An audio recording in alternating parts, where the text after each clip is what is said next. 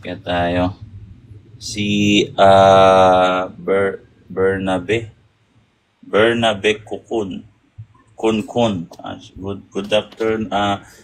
Good afternoon po. Sabi ni si Kelso.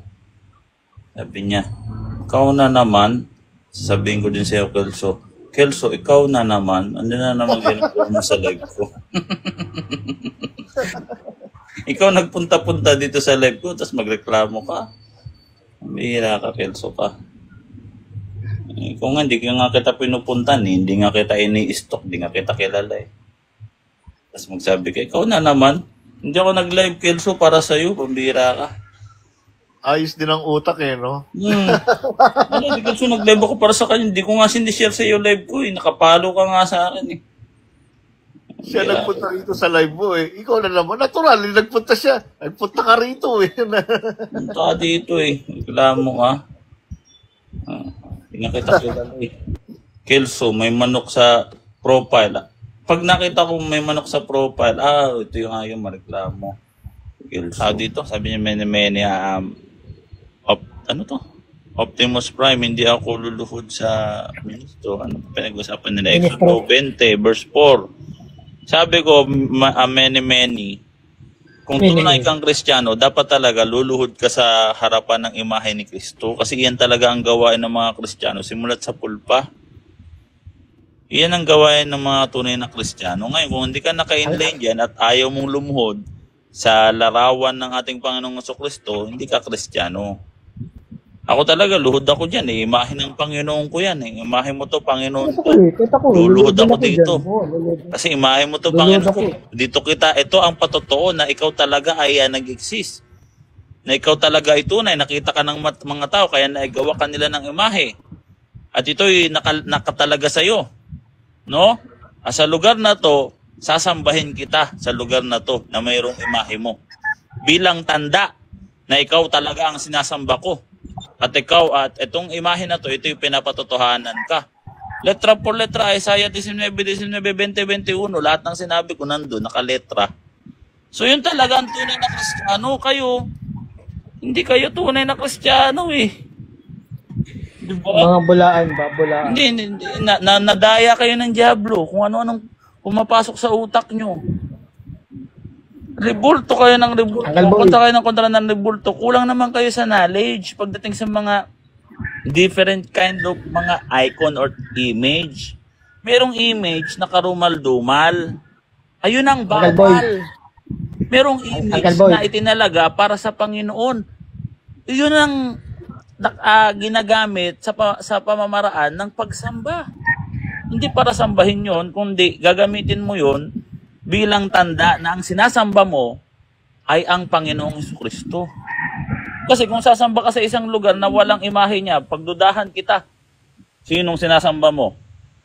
Sino yung sinasamba mo? Sige nga, sino? Si Kristo. Paano ko nakasigurado na si Kristo? Asan? Ebidensya mo? Wala. Diba? Samantalang kaming mga Katoliko, may ebidensya kami. Ang sinasamba namin, si Kristo. Diba? Bro. Kayo, hindi kayo Kristiyano eh. Kasi hindi kayo lumuluhod sa harapan ng imahe ng ating Panginoong Jesucristo. Hindi kayo Kristiyano. So dapat, ang tunay na Kristiyano, dapat talaga luluhod ka sa harapan ng imahe ng ating Panginoong Jesucristo. Ayun talaga ang dapat. Hindi ka tunay na Kristiyano kung mandidiri ka sa kanyang imahe. Kristiyano ka, yung imahe niya hindi mo kilala. Anong klaseng Kristiyano ka? Imahe niya, hindi mo kayang kilalanin. Hindi ka Kristiyano. Sa imahe pa lang, nagbibigay galang na tayo. Oo, imahe ganun pa ang lang. tunay na Kristiyano. Anino pa lang na Kristo, pag makita ko, luluhod ka agad ako, Panginoong Jesucristo. Yung may sakit, diba? Dulo lang ng damit mo, pag nahipo ko yan, gagaling ako. Diba? Makapangyarihan ka po. Gumaling. Ano pa to? Imahe niya na to. Diba? Gagaling din ako dito eh. Pag lumuhod ako dito eh. Maliligtas mo ako pag luluhod ako sa harapan ng rebulto mo, ng imahe mo po. Ganun ang tunay na Kristiyano. Pag sumasamba, merong imahe niya. O di, matik, sinong sinasamba mo? Ito si Kristo, imahe niya to, tanda. tanda to, palatandaan na ang sinasamba ko, ang kanyang persona. Kasi ito ang tanda niya, ang palatandaan ng aming Panginoong Kristo. At ang sinasamba ko siya, ang Panginoon. Kung sa Panginoon lang pala lulod, Panginoon Diyos, ba't sila lumod kay EBM? Ayun yung problema eh. Parang yung standard na sineset up nila, sila rin magpapalusot doon sa setup nilang standard. Ano ba naman yan? Kalokohan. Diba? Wala tayong magagawa dyan kasi... Kagaya nito, nung isang smiley dito, alam niya lumuluhod yung mga ministro niya kay BM. Di sumamba nga kay BM. Si BM ngayon Diyos na kinikilala ng ministro. Si Smiley, Wala na. kaboses ni kaboses ni Babalu. Pag Wala. Ang kilala ko to, alam mo ba, tatandaan ko, hindi dahil sa argumento, Angel, natatawa lang ako sa boses niya. Kasi nakakatawa si Babalo, di ba? Magsalita lang yung tawa na ako ng tawa, pansa ko nun. Ito pala yung kanyang kaboses. Idol ko to, kaboses ni Babalo to. So sabi naman ito, Juan 4:24, meron bang nakalagay dyan na bawal ang imahe ni Kristo? Sige nga, basahin nyo nga letra por letra. Juan 4:24 o diwa na naman po. Nako. Padiwa-diwa lang kayo. Kami nagleletrahan na dito. Ngayon kayo, padiwa-diwa pa rin kayo. Ang bira kayo. Walang diwa dyan Walang same na diwa na bawal ang rebulto. Walang ganun. Sa Juan 4:24. Wala na yan. Marami nang nagtangkang gumamit niya sa akin. Napahiya lang. Huwag na kayo magtangka. Kasi ipapahiya ko talaga kayo dito. Kasi itong usapin dito po, hindi po ito basta-basta lang. Ang mga kaligtasan po natin na nakataya dito. Ang pagsamba po kay Kristo. Paano ba dapat sambahin si Kristo? Sige nga. Saan kayo pupunta pag sasamba kayo kay Kristo? Sa puno? Saan? Siyempre sa imahe niya. Alam nga namang, sinong pagdudahan ko kayo, sinong sinasamba mo dyan? Baka demonyo yan. Sinasamba mo. Wala naman imahe ni Kristo dyan dapat may imahe. Kaya ang tunay na Kristiyano, kahit saan magpunta yan, may mga banal na kagamitan yan. Doon nga sa Japan, di ba, nung nagpapasimula pa lang ang Catholic Church, wala pang sulpot na papasimula pa lang ang Catholic Church, yung rosary, pinagputol-putol niya yung mga beads, pinamigay niya sa mga tao para pag magdadasal sila, hawak-hawak nila yung beads doon. Di ba? Kayo wala Sabi, si JFO, inulit-ulit pa. Exodo 20 verse 4. Exodo 20 verse 4. Inulit-ulit nyo. So tapos, inulit-ulit mo. Anong gagawin ko na? Mute pa kita dyan sa baba May Exodo 20 verse 4. Binasa nyo ba sa Hebrew yan? Yung meaning yan, binisita nyo? Kasi, kung mapansin nyo, yung Exodo 20 talatang 4, merong dalawang version ng umiiral niyan sa mga English translation. Yung isang translation, do not make an idols. Yung isa namang translation, do not make unto thyself a graven thing or graven image. Dalawa. Graven image, yung isa namang version, idols. So bakit yung ibang translation, bakit idols ang nakalagay? Mali po ba sila? Mga mangmang po ba sila? Bakit sa iba naman graven image? Kasi po, yung exact term na ginamit dyan, meron siyang dalawang classification. Imahe na Diyos-Diyosan. Imahe na Diyos-Diyosan. Kaya yung dalawang umiiral na translation, yung isa imahe lang, yung isa naman Diyos-Diyosan lang. Parehas tama yon. Kasi ang tamang dyan, meaning yan, imaheng Diyos-Diyosan. Kaya nga ang nakalagay dyan, bawal kang gumawa. Hindi sinabi na, pwede kang gumawa, wag mo lang sambahin. Hindi sinabing ganon. Kasi merong Diyos-Diyosan na hindi mo pa ginagawa sa isip mo, Diyos-Diyosan na yun. Hindi nyo rin alam yan. I-explain ko pa sa inyo para madagdagan yung knowledge nyo. Ang problema is little knowledge lang kasi. Pagtimbangin nyo muna yung sarili nyo. Mabigat na ba ako? Kaya ko na ba si Boy Lata, si Uncle Nas? Kaya ko na ba silang labanan ng debate? Ito lang ang alam ko. Kakapraso lang Tinuro sa akin ng pastor ko, kaya ako naloko. Ngayon, naloko ka ng pastor mo dahil sa kaprasong knowledge ng pastor mo, itetesting mo sa amin. Yung kakaprasong knowledge nyo, itetesting nyo sa amin. Ay, nako. Huwag po, mapapahiya kayo dito, no? Huwag ganyan. Ay, pag napahiya kayo dito sa live namin, hindi naman kami may kasalanan kasi kami, ang purpose talaga dito, ilantad talaga ang katotohanan. Ito si ano, Ito, may papakita ako. Sino to? Anong church? Paano palakihan ako, may papakita ako. Hindi, ayaw namin. Anong church mo, bro? Anong church mo, bro? Kaya tanong ko kung anong lugar to. By letra, anong lugar to? By letra. Ano, manguhula ako? Diyan ka nga sa baba. Ba't ba kayong nasaniban ng masamang kabubuhan? Ba't mo tatanungin kung anong lugar yan? Hindi naman ako nagpapakilalang manguhula dito. Gagawin niyo pa ako manguhula. Anong lugar to? Anong lugar to? Pakita ko sa lugar ko dito. Ay, alam mo? Sabihin pa balakihan niyo ako. Bisit ka. Isip bata talaga to. Di ba? Isip bata ka ba, Lance? Manguhula ba ako? Abnormal ka ba? Wala ko naman, maikipagdebate ka na dito. Tatanungin mo lang ako, nasaan ka? Hindi naman ako manguhula. Ano naman ko nandiyan dyan kasi school ng mga pare, no? Oo. Ano mangyayari? Mag-convert mo sila? Oo, ang gagawin lang sa'yo. Oo. Baka nga hindi ka pa nagpakilalang... Ang ganda nga ng lugar na pinakita mo kanina. O, tara, debate tayo. Baka nga hindi ka nga nagpakilalang iglesia ni Manalo. Oo, ano yan? Nag-alaasong lobo na naman. Nag-anyong tupa. Oo. Tama yan. Actually, mga tupa yan eh. Ibang kawan yan. Papanggap siya nakasama doon sa kawan. Papanggap, kunyari, katoliko din. Pero yung totoo, ano yan? Lobo. Normal. Kulang sa aruga ng magulang to eh. Saan na lang iniisip. So, paano yan? Kunyari, ganito. Ang plano mo, mamamasahi ako, pupunta ako sa lugar na yon, tapos aakyat ako sa live nila Boy Letra, ipapakita ko na nandito ko. Ngayon, hindi ka namin pinakyat. Ano nang purpose ng ginawa mo?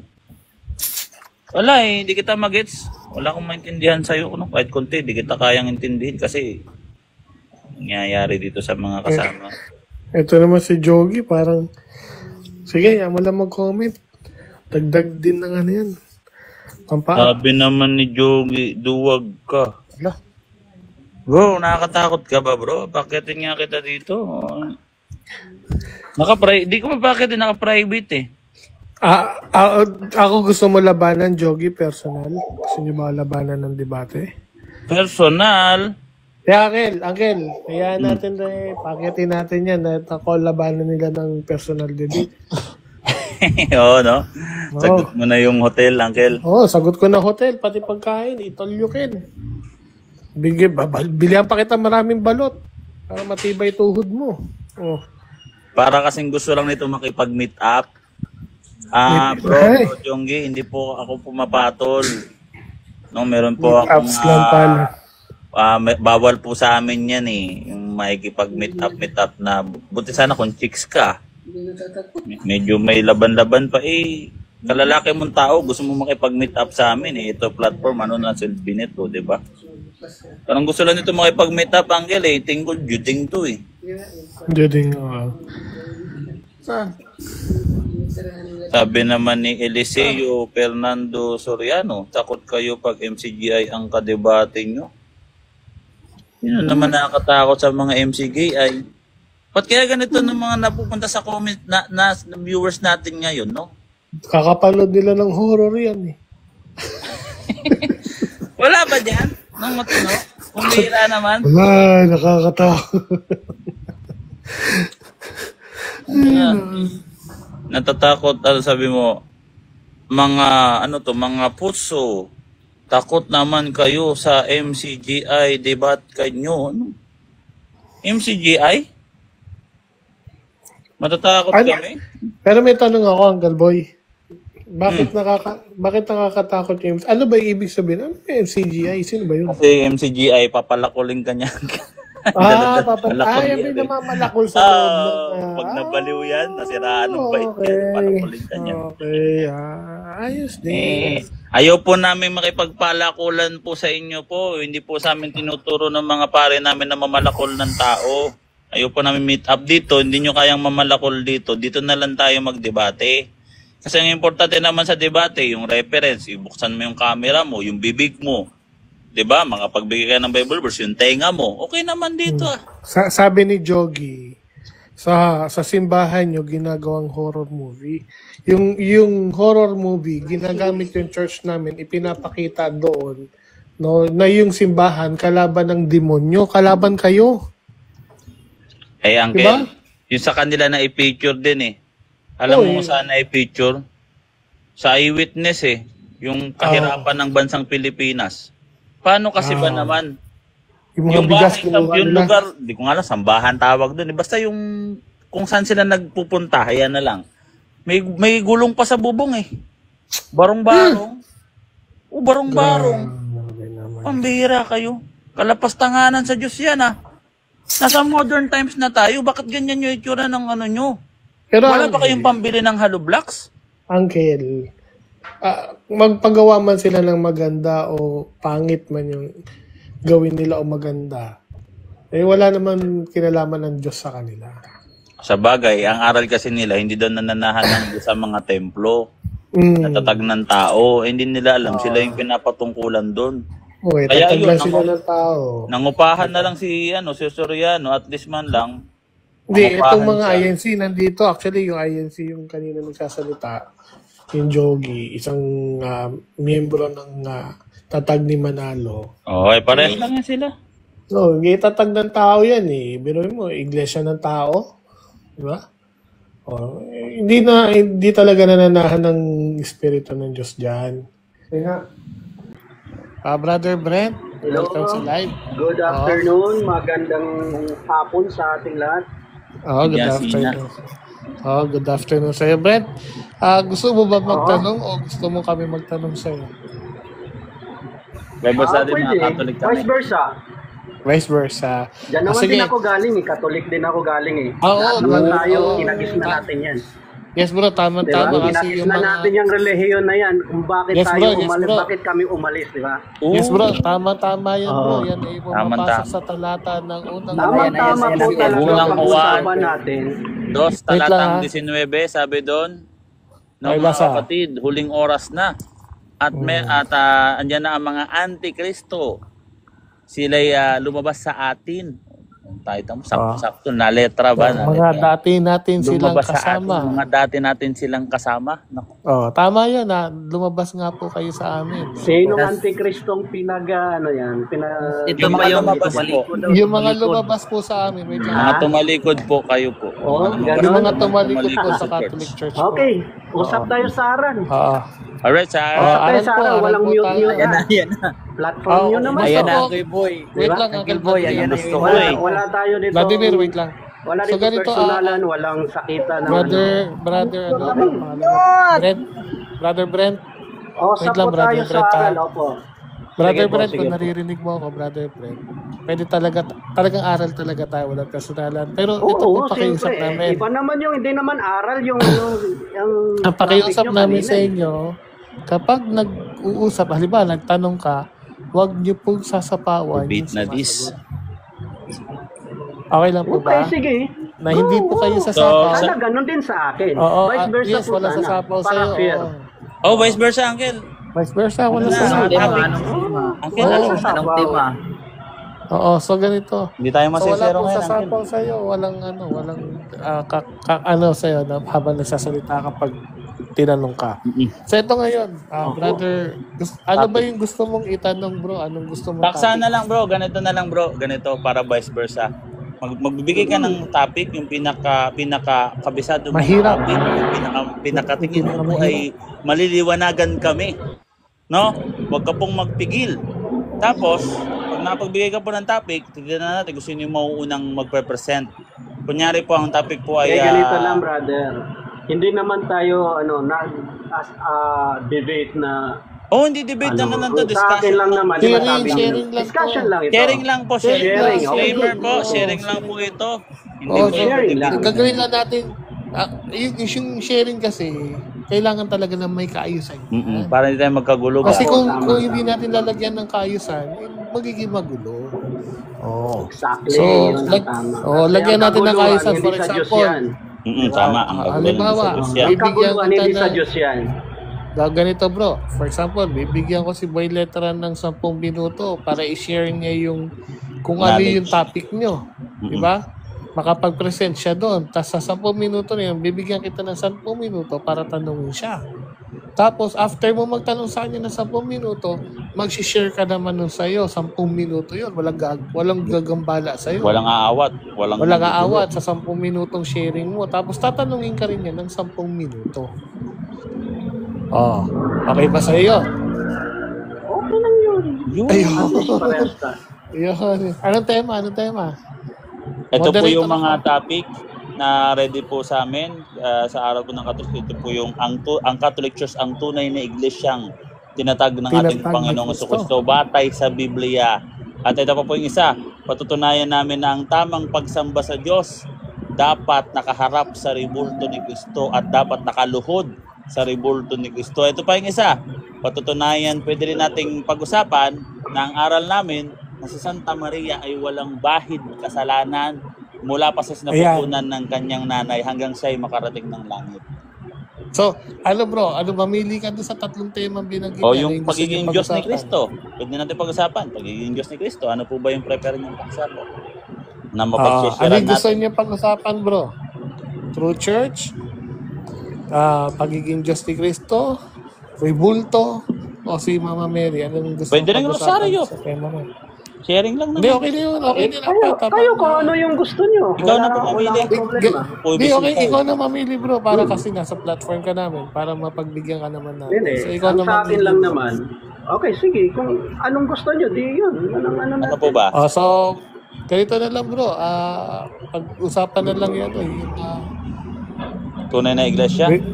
Ano kaya? Sige, kung tunay I na think, iglesia, sige. Kung ano, Diyos si Kristo. Yun na lang. Para, kasi baka sige. mahirapan siya sa... Kaya nyo po ba yung paksa ng Diyos si Kristo? Confirm lang para makasabay kayo sa amin. Ang sa akin naman, yung base lang din sa sinasampalatayanan ko sa loob ng Baka aral mamaya sa loob kasi ng iglesia.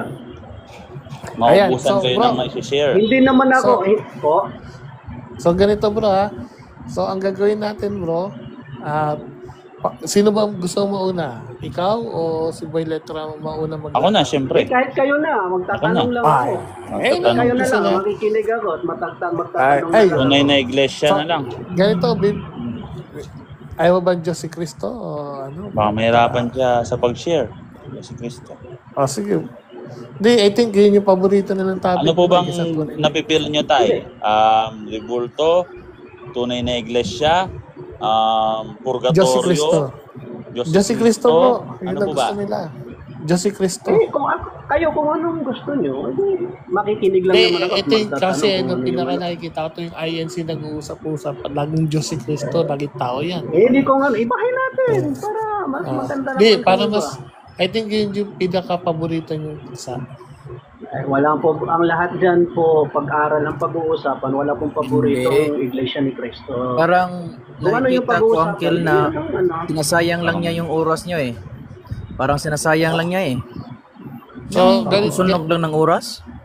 oo. So, Kung ganito yun na ang lang, isipin bro. nyo, nagsusunog eh. Kayo naman na nag-up sa akin dito. Hindi. Usap tayo. Ganito, bro. Bigyan natin Kasi siya ng parehas na, respeto. ako Tunay galing na naman iglesia ako, na lang, bro, convert- para convert naman So, ako sa- mapaano sige, tunay na natin. iglesia. Tunay na iglesia. So, simulan sige. na natin, bro, para masimulan na ang sharing at may makinig 10 ng minutes, mga tao. 10 minutes, bro. Teka, 10 minutes. Bigyan kita ng 10 minutes, Uncle Boy. Alright. Total, ikaw maglatag. Sige, 10 minutes. Go ahead. So, ang i-share po natin dito sa mga oras na ito para po meron po tayong topic na ating papapakinggan, mapapag-aralan. Ano po ba ang tunay na iglesia na tinatag ng ating Panginoong Jesucristo? Ito po ba ang Roman Catholic Church or ang Catholic Church? Kasi sabi nga natin kanina may bisita tayo, no? Meron din po mga Orthodox sa mga hindi nakakalam. So Catholic Church po talaga ang dapat na patunayan, no? O ito po ba ay ang Iglesia ni Cristo na naitatag noong 1914? So basa tayo ng talata dito, no? Kung babasahin natin dito sa Mateo 16:18-19, sabi dito, letra por letra, letra por letra. Ano bang nakasulat dito? Halokayin natin ng letra dito, no? Kung ano po bang mga karakteristik na nakasulat dito. Kasi sa Mateo 16:18-19, hindi naman din i-clear kung anong pangalan. Hindi naman sinabi ni Cristo, itatayo ko ang aking iglesia. Ang pangalan ng iglesia nito ay iglesia ni Cristo, o ang iglesia na ito ay Catholic Church. Kundi karakteristik pa lang ang ginagawa niya. Sabi dito, sabi dito, sinabi ko naman sa iyo na ikaw ay Pedro, at sa ibabaw ng batong ito itatayo ko ang aking iglesia, at ang mga pintuan ng Hades ay hindi magwawagi laban sa kanya. So ang kausap niya po dito ay sabi, at ikaw ay Pedro. Ang kausap niya po dito ay si San Pedro. Sabi nga dito sa 17, sumagot si Jesus at sinabi sa kanya, mapalad ka Simon na anak ni Jonas, sapagkat hindi laman at dugo ang nagpahayag sa inyo ito, kundi ang aking Ama na nasa langit. So ang kausap niyo po dito si San Pedro, ang unang papa ng Roma, ng Roman Catholic Church. At sabi niya dito, itatayo ko ang aking iglesia, at ang mga pintuan ng Hades ay hindi magwawagi laban sa kanya. So sabi dito, itatayo ko ang aking iglesia. Anong taon ito? Ito po ay 33 AD. Sa panahon po ng mga apostol. So ang Catholic Church po, 33 AD. Ang INC po, Iglesia ni Cristo 1914. Bagsak na kagad yun sa kanila. 1914. Sa atin naman, 33 AD. Qualified yun sa atin. At ang kausap niya si Peter, ang unang papa ng Roma. So, hindi po si Felix Manalo ang kausap niya. Kasi 1914 pa si Felix Manalo. Baksak na naman ang kabilang panig. At pabor na naman po sa panig ng Catholic Church, ng Roman Catholic Church. Sabi dito, at ang mga pintuan ng Hades ay hindi magwawagi laban dito. Ibig sabihin, itong iglesia na ito, hindi to kayang talunin ng ultimo ang tarangkahan ng Hades. Ibig sabihin, kahit anong pagsubok ang pagdaanan ng iglesyang itatatag ng ating Panginoong Jesucristo, ultimo ang tarangkahan ng mga Hades ay hindi magwawagi dito. Kaya ito hindi pwedeng matalikod o magiba o mawasak o matalikod pa. Sabi pa ng iba, matalikod. Kasi tarangkahan ng Hades, hindi nga magwawagi laban dito. Ano pa? Ibibigay ko sa iyo ang mga susi ng kaharian ng langit. Ang ibig pong sabihin, ang authority ng simbahan hindi galing sa mga tao na nasa gobyerno.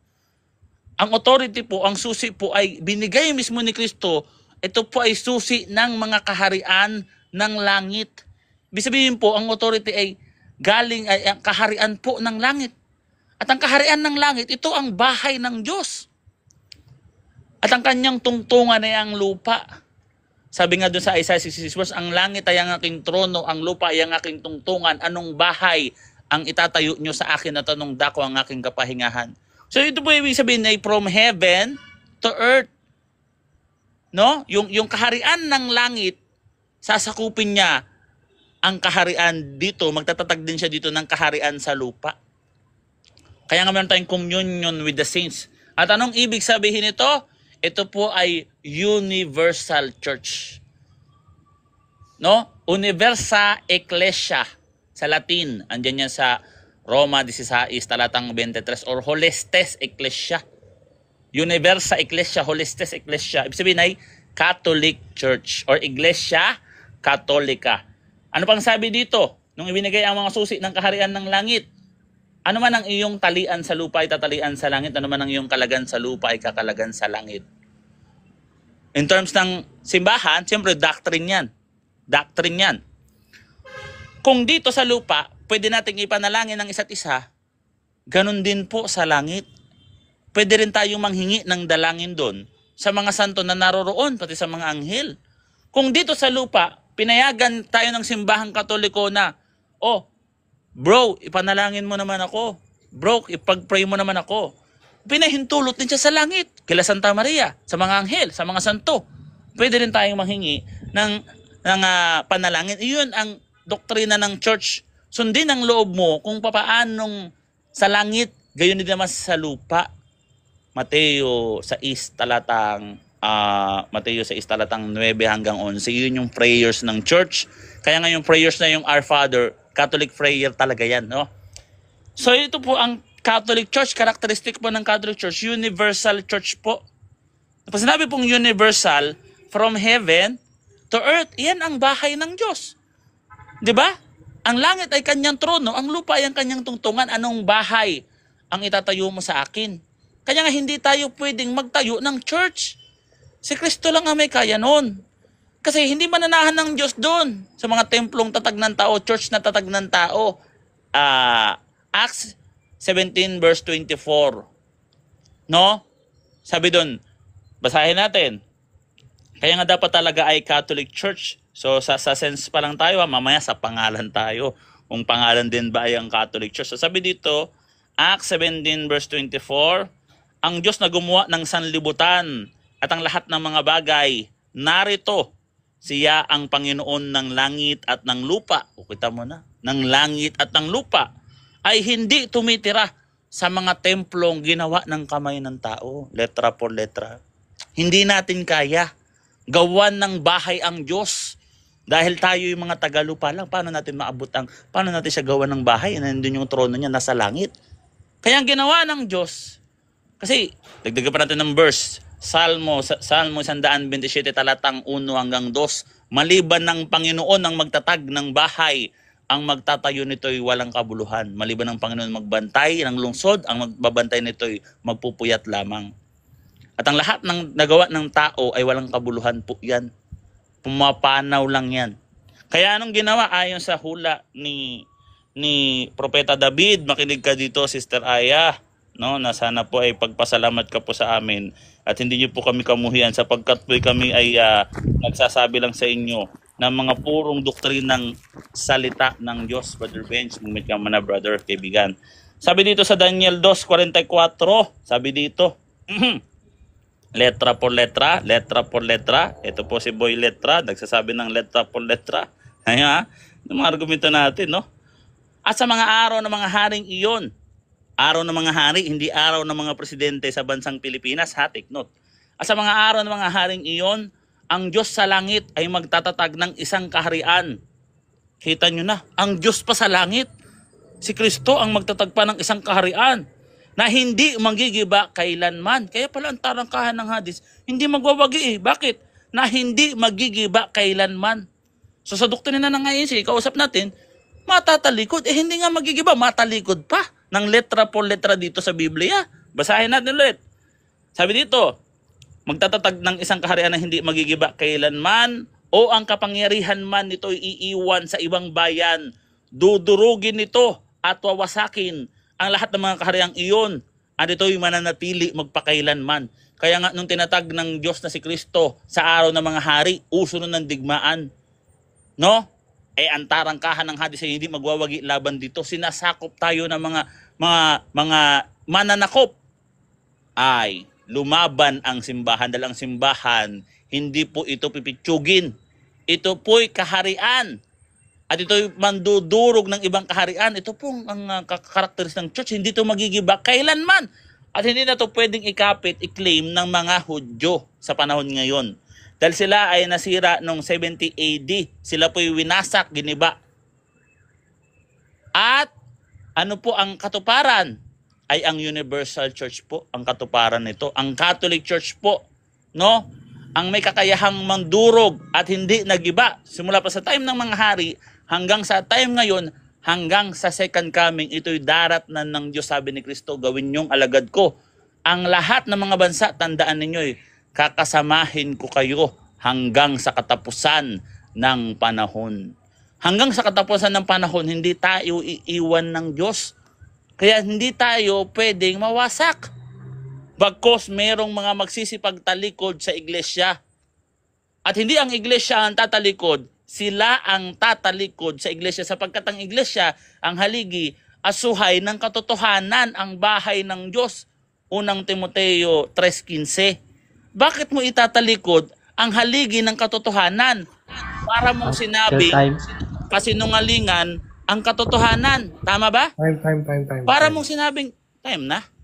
Time. Ibitin na yan. Dami pang talata sana eh. 10 minutes. So, wala na itong ano, ha? Uncle Bench, sino may timer dyan? Uncle Bench, sino may timer dito? Sige, ako na. Kasi hindi na may pakita, ha? Sige bro. Brother, si Kuya kaibigang Brent, pwede ka na po magtanong sa aking pong share sa inyo. Para 10 po minutes. masubukan yung aking share kung ito ba'y tama. Ito. Brother, ano? Ilo po.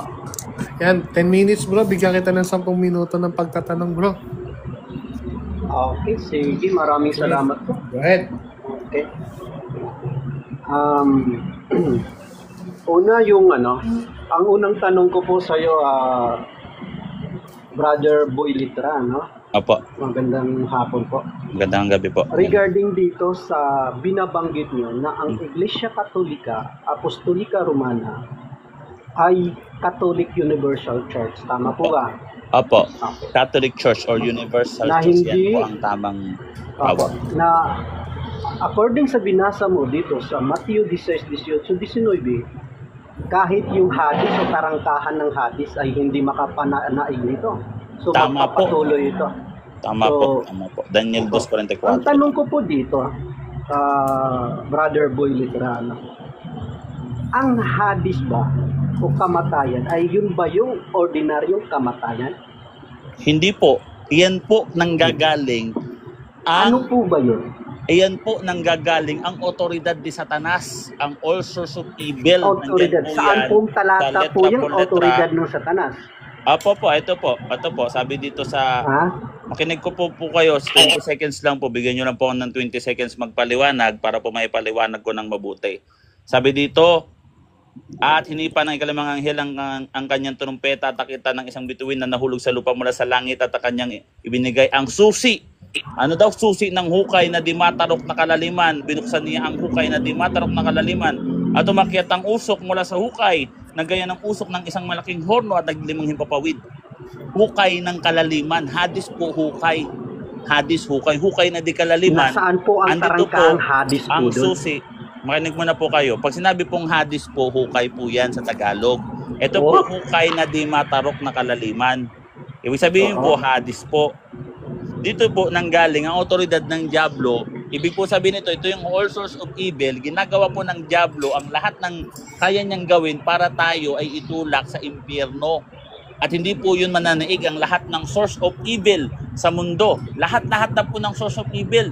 Digmaan, tagutom, taghirap, mga demonyo, mga satanista, mga manunuligsa, Saan pong pusik. talata ng Biblia Lahat-lahat po ang po. tinatanong ko? Talata po. Actually, yung Boy Litra, litra por litra ang gusto Makinig ka niyo. nga po, binigay ko na nga po yung talata. Ang binigay ko pong talata dito sa Pahayag 9, talatang 1 hanggang 2, ito po yung susi ng hukay na di matarok na kalaliman. Ito po yung hadis. Kaya pag sinabi pong hadis or hell, ibig sabihin niyan po ay hukay o Sheol. Alam mo po ba yon?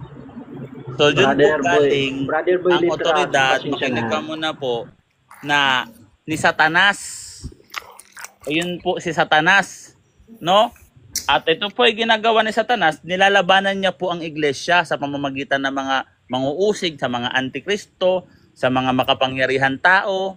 Lahat-lahat na po ng pagdadaanan ng iglesia, hindi po yan magwawagi. Kahit sino ka pa, kahit demonyo ka pa, lahat-lahat hindi yan magwawagi laban sa iglesia. Kaya ito'y mananatili hanggang sa katapusan ng panahon. Daniel 2:44, ito'y hindi magigiba kailanman. Ito'y mananatili magpakailanman. Letra por letra. Daniel Next question, 2:44. Next question. Nakamute na. Tahan ng hadis yan bro eh. Pag sinabing hadis, Nakamute. ukay. Pag sinabing hadis, hukay. Opo. Pero sa binasa niyo pong talata, brother, kasi ang naririnig ko sa inyo, puro lang yung sariling spekulasyon mo. Magtatanong Bro, ka lang wait, po. wait, Wala wait. po doon sa Wait, ako muna. Brother, moderator Tama ako. na, wag niyo muna akong i-mute kasi pinagbibigyan ko, Bro, nakikinig nga ako nung Bro, una sa bro, inyo. ang trabaho mo, bro, gaya nga sabi ko, i-moderate ko kayo para kasi, maayos yung sharing nyo. Tama po. Ang trabaho mo ngayon, bro, Magtanong. hindi ka po magbibigay ng komento. Kasi mamaya, bibigyan ka namin ng 10 minuto para Teka. maibigay mo yung mga komento mo. Magtatanong pa lang po, mamaya po magko-komento. Magtatanong ka lang po muna, wala ka pong i-comment. Itanong mo lang kung anong gusto mo itanong. Then after mo magtanong lang, may 10 minuto ka uli para ilatag ang lahat ng komentaryo. Walang makikialam. Rebuttal. Sa rebuttal po yun. Mhm. Sige bro, go ahead. Tanong. Okay. Copy. Loud and clear. Mhm. Okay. Tanong lang bro, tanong. Okay. Patungkol sa nilatag So, niya. pangalawang tanong, sabi niyo po at nabanggit niyo po kanina na si Apostol Pedro, yun ang unang papa sa Roma, tama po Opo, ba? unang papa sa Roma. Tama po kayo ng pagkarinig po. Saan Diyan talata yan. po ito mababasa na si Apostol Pedro ang unang papa sa Roma? Babasahin ko po Dito sa unang Pedro. Basahin din dito. Unang Sige Pedro 5 talatang 13. Sabi po dito, binubuklat ko yung Biblia ko. Sabi po dito, letra po. Sabi po dito, makinig mo na ha. Binabati kayo ng mga ang iglesia na nasa Roma na kasama niyong hinirang at ni Marcos na aking anak. So pinakilala niya tayong anak kasama ng nasa Roma. Ibig sabihin, siya ay tatay sa Roma, papa sa Roma, letra por letra. Alam niyo po ba yung talata na yan? Next Unang question, Pedro. bro. Next question na. Talata po? Teka lang sir. Next question. Kukunin ko muna yung talata niya. Unang Pedro 5 talatang 13. Bro, bilisan mo bro kasi yung oras mo bro, mauubos. Okay lang. No problema. Hindi ka lang makapagtanong bro. Nasagot ko Saan na po. talata tayo manghingi ng mga panalangin para sa ating kasalanan? Saan talata na sa mga santo o kay Ginoong Maria na para mapatawad ang ating kasalanan? Hebreo Saan talata 12, Hebreo 12, 22, 23, magsilapit Letra po yung letra kayo. yan ha. Letra po, Boy, letra po. ha. Letra po, Hebreo? letra. Teka, makinig ka muna bro, para marinig mo. Sabi dito, Hebreo 12, makinig ka, 22, 23, sabi dito subalit kayo'y lumapit. Saan daw tayo lalapit? Sa bundok ng Sion, sa lungsod ng Diyos na buhay, sa mga langit na Jerusalem, sa mga di mabilang na anghel, sa isang masayang magtipon sa pangkalahatang pulong at iglesia ng mga panganay, at sa Diyos na hukom ng lahat, at sa mga espiritu. Lalapit dito tayo sa mga espiritu, at sa mga espiritu ng mga taong matuwid at pinasakdal. Pati mga espiritu, pati mga anghel, sabi ni St. Paul, lalapitan natin sa papaanong paraan. Santiago 5 talatang 16, paghingi ng panalangin, letra por letra. Nasagot Next ko na. question. Next Letra question. por Bro. letra. Next question, bro. Next question, brother. Wait lang. Dahan-dahan lang. Hindi kasi yung Hayaan oras lang mo, bro. mga Yung oras mo. matapos. Dagdagan ko Tatlong pa. tanong ko na lang yun. Unang Baka kasi yung Timoteo. oras mo. Wait lang Makinig ka, Okay lang. boss. Don't worry. Kuya, para madagdagan po yung talata. Unang Timoteo 2, talatang 1, I exhort therefore that first of all, supplication, prayers, intercession, and giving of thanks be made for all men. At ano yung mga nasa langit? Mga espiritu ng mga tao na dapat nating lapitan. Santiago 5:16, makapangyarihan ang kanilang mga panalangin para mapatawad ang ating mga kasalanan. Letra por letra. Yan po, kuya. Time. So, doon, no? So, ito, bibigyan natin ng tapos na po yung 10 minuto nyo, brother. So ano na tayo, no? Maglatag ka na, bro. Bibigyan ka namin ng 10 minuto para maglatag. Ako na maglagay ng 10 minutes, bro. Ito. Bigyan mo siya ng 10 minutes. Ayan. Bro, wait lang, bro. Ilalatag mo, bro, na true church kayo, ha? Kayo ang true church. Iglesia ni Cristo. Sige, bro. 10 minutes.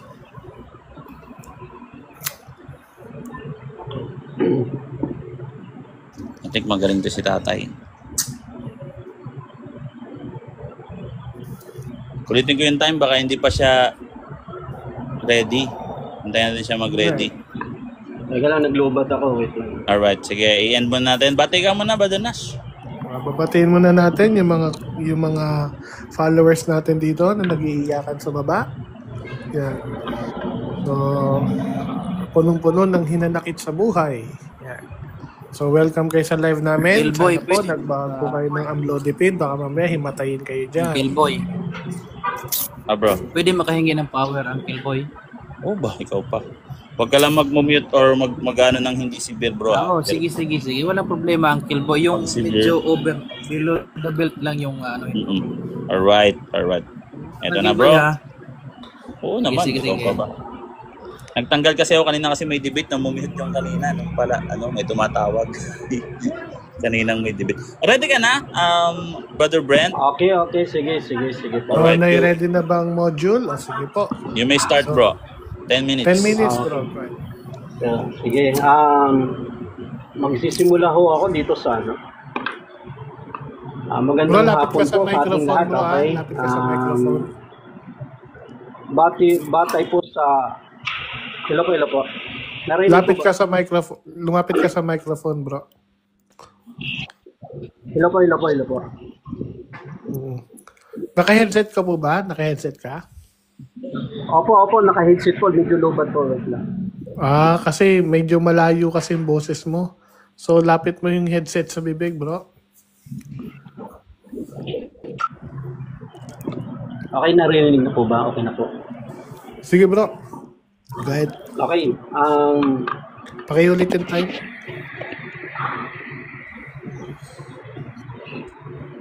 Yan na po, nag-under na yung time, 10 minutes. Ang Iglesia ni Cristo na tinatag ng Panginoong Hesus Kristo noong unang siglo na nakasaad sa Mateo 16:18 na itatayo niya ang kanyang iglesia at ang pangalan nito sa Roma 16:16 sa Iglesia ni Cristo na kahit ang pintuan ng Hades ay hindi makakapanaig sa kanya. Ang ibig sabihin po niyan para sa amin, ang Hades na tinutukoy dito, hindi po yun yung sinasabi ni Boy Litra na yung tarangkahan ng Hades na hukay. Ang ibig sabihin po doon, yun po yung dagat-dagatang apoy sa araw po ng paghuhukom. Yun po ang hindi makapanaig sa kanya. Hindi po ang ibig sabihin na hindi matalikod ang unang iglesia na itinayo ng Panginoong Jesucristo. Sapagkat natalikod ang unang iglesia ni Cristo noong panahon ng mga apostol, sa panahon ni Apostol Juan, nung pagkamatay ng lahat ng mga apostol. Papasukin niya ng mga galit na lubo. So, ibig sabihin, natalikod. Kasi paano namin napapatunayan na natalikod yun? Sapagkat, ang sabi ng Panginoong Jesucristo, mayroon pa akong ibang mga tupa na wala sa kulungan ito, na dapat ko naman din sila dalhin. Nasa malayo, wala doon, hindi kasama doon sa kausap niya noong unang siglo na ang Iglesia ni Cristo na tinutukoy. Kundi iba, nasa malayo. At sinasampalatayanan din namin ng mga Iglesia ni Cristo na natupad yun sa pamamagitan ng hula. At lingid din naman sa ating kaalaman yung mga hula na inilalatag na noon pa sa inyo at alam niyo na natupad yun base din sa ibinibigay na mga hula, no? At may ibinibigay ang Panginoong Jesucristo kung kailan at saan. Saan ba yun? Ha? Magsisimula ito sa mga wakas ng lupa. Ang wakas ng lupa kung kailan magsisimula, ibinibigay din ng Panginoong Jesucristo sa kanyang mga apostol. Yun yung unang digmaan. Makarinig kayo ng mga alingaw-ngaw ng mga digmaan. Kaya para sa amin, kaming mga Iglesia ni Cristo, ay naniniwala kami nung pagkamatay ng lahat ng mga apostol, ang tinayo ng Panginoong Jesucristo ay pinasa ng mga lobo. Sino ba yung mga lobo na yun? Yun na nagtalikod. Natalikod ang unang Iglesia ni Cristo na itanayo ng Panginoong Jesucristo. Pero mayroon siyang binabanggit na mayroon pa siyang mga ibang mga tupa na wala sa kulungan niya. At magmumula sila sa malaki. So yun ang katuparan noong July 27, 1940, kaalinsabay sa unang digmaang pandaigdig, ay naitayo at muling umusbong ang Iglesia ni Cristo sa Pilipinas sa pamamagitan ng sugo. Yun ang paniniwala namin at sinasampalatayang base na sa sulat sa Biblia na ang iglesia noon at ang iglesia ngayon, si Kristo din ang nagtayo. At ginawa ng kasangkapan ang sugo, ang kapatid na Felix Manalo, para muling lumitaw at magkaroon, no, ang panahon natin na ito, sa mga panahong huling araw na ito, magkaroon tayo ng tsansa para maligtas ang tao. So yun po yun, mga kapatid. So yun lang po. Okay na po ako dun. Sige, yan. So, Alright. meron ka pang 5 minutes, bro. Gusto mo na bang Okay lang, yun lang po yun. Sige, pwede na po magtanong, Kuya, Brother 10 Brent. minutes? Go ahead. Sige po, opo. Hit na natin yung time niya. Yan. So, unang tanong ko, saan po nakasulat sa Biblia, letra por letra, Iglesia matatalikod? Anong talata po?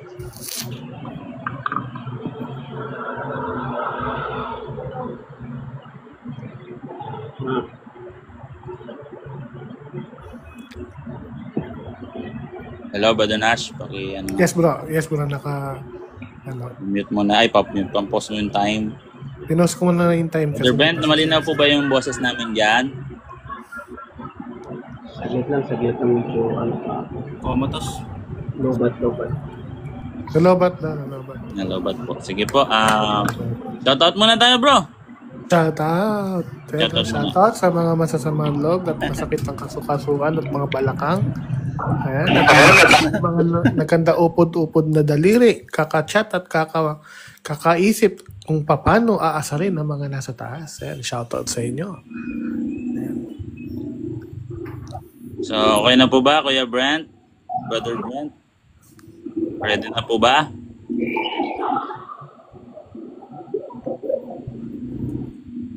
Brother Brent, pwede na po ba ako magtanong sa inyong napakagandang shinare na presentation na nawala siya? Perfect. Komatas eh. Napakaganda. Sobrang ganda na comatose daw eh. Ayun si talaga common. Gusto digulang lang talaga. You know? Hindi, dyan siya. Andiyan siya. Pakin natin. Baka nahulog lang na lobat eh.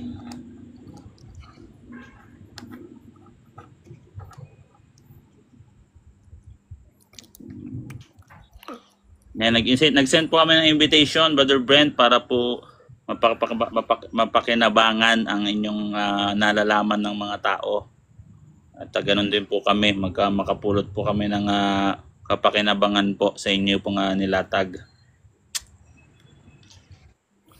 So I think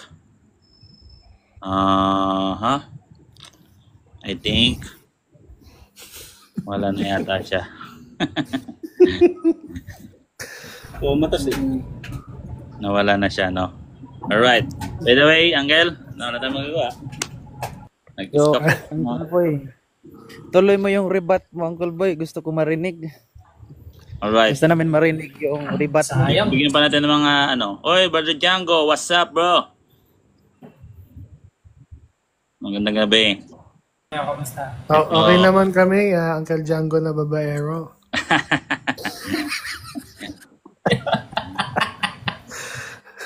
Ito pa live lang habang pinapanood ni Optimus na aming basher. Pa-live lang kami dito, patawa-tawa lang.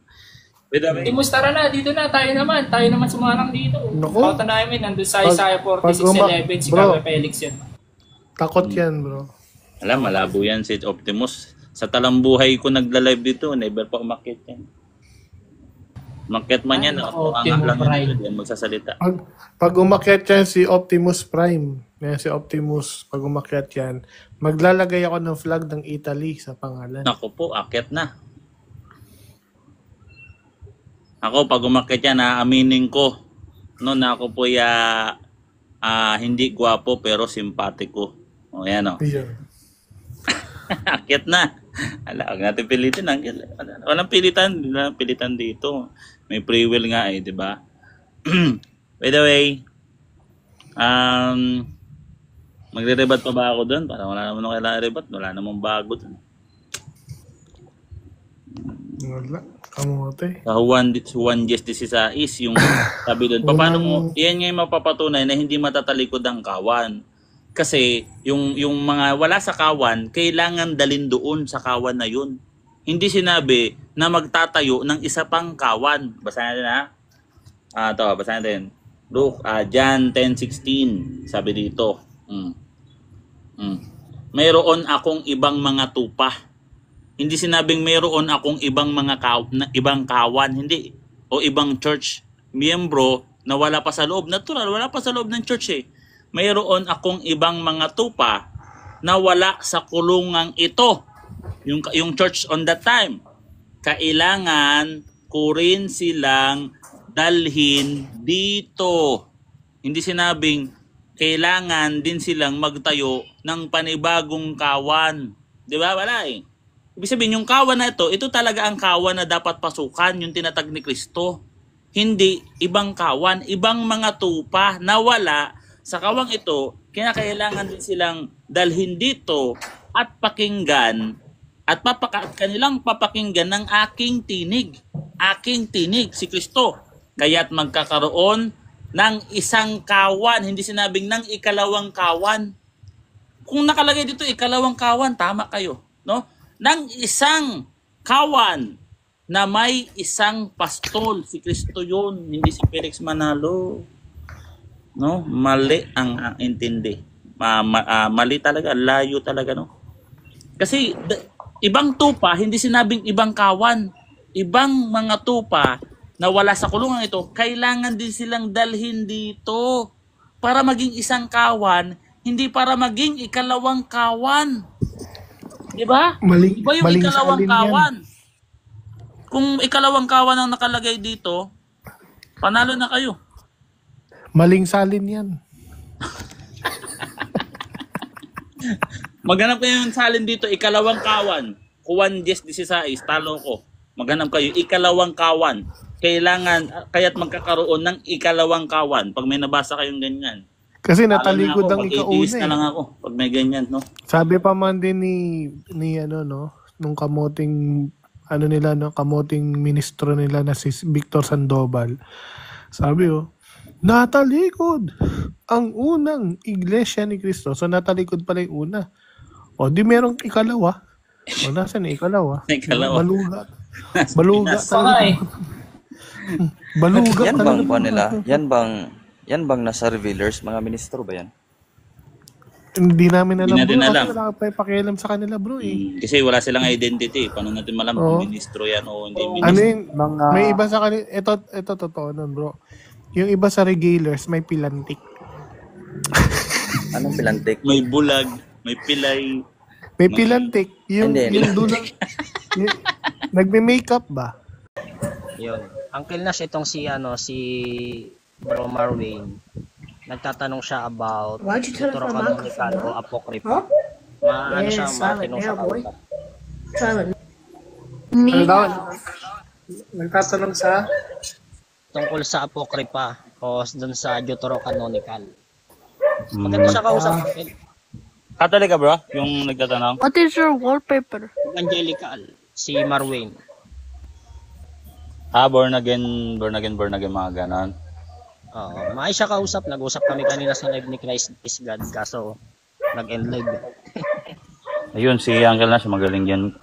By the way, ang tawag talaga natin dyan, siya part siya ng proto-canon.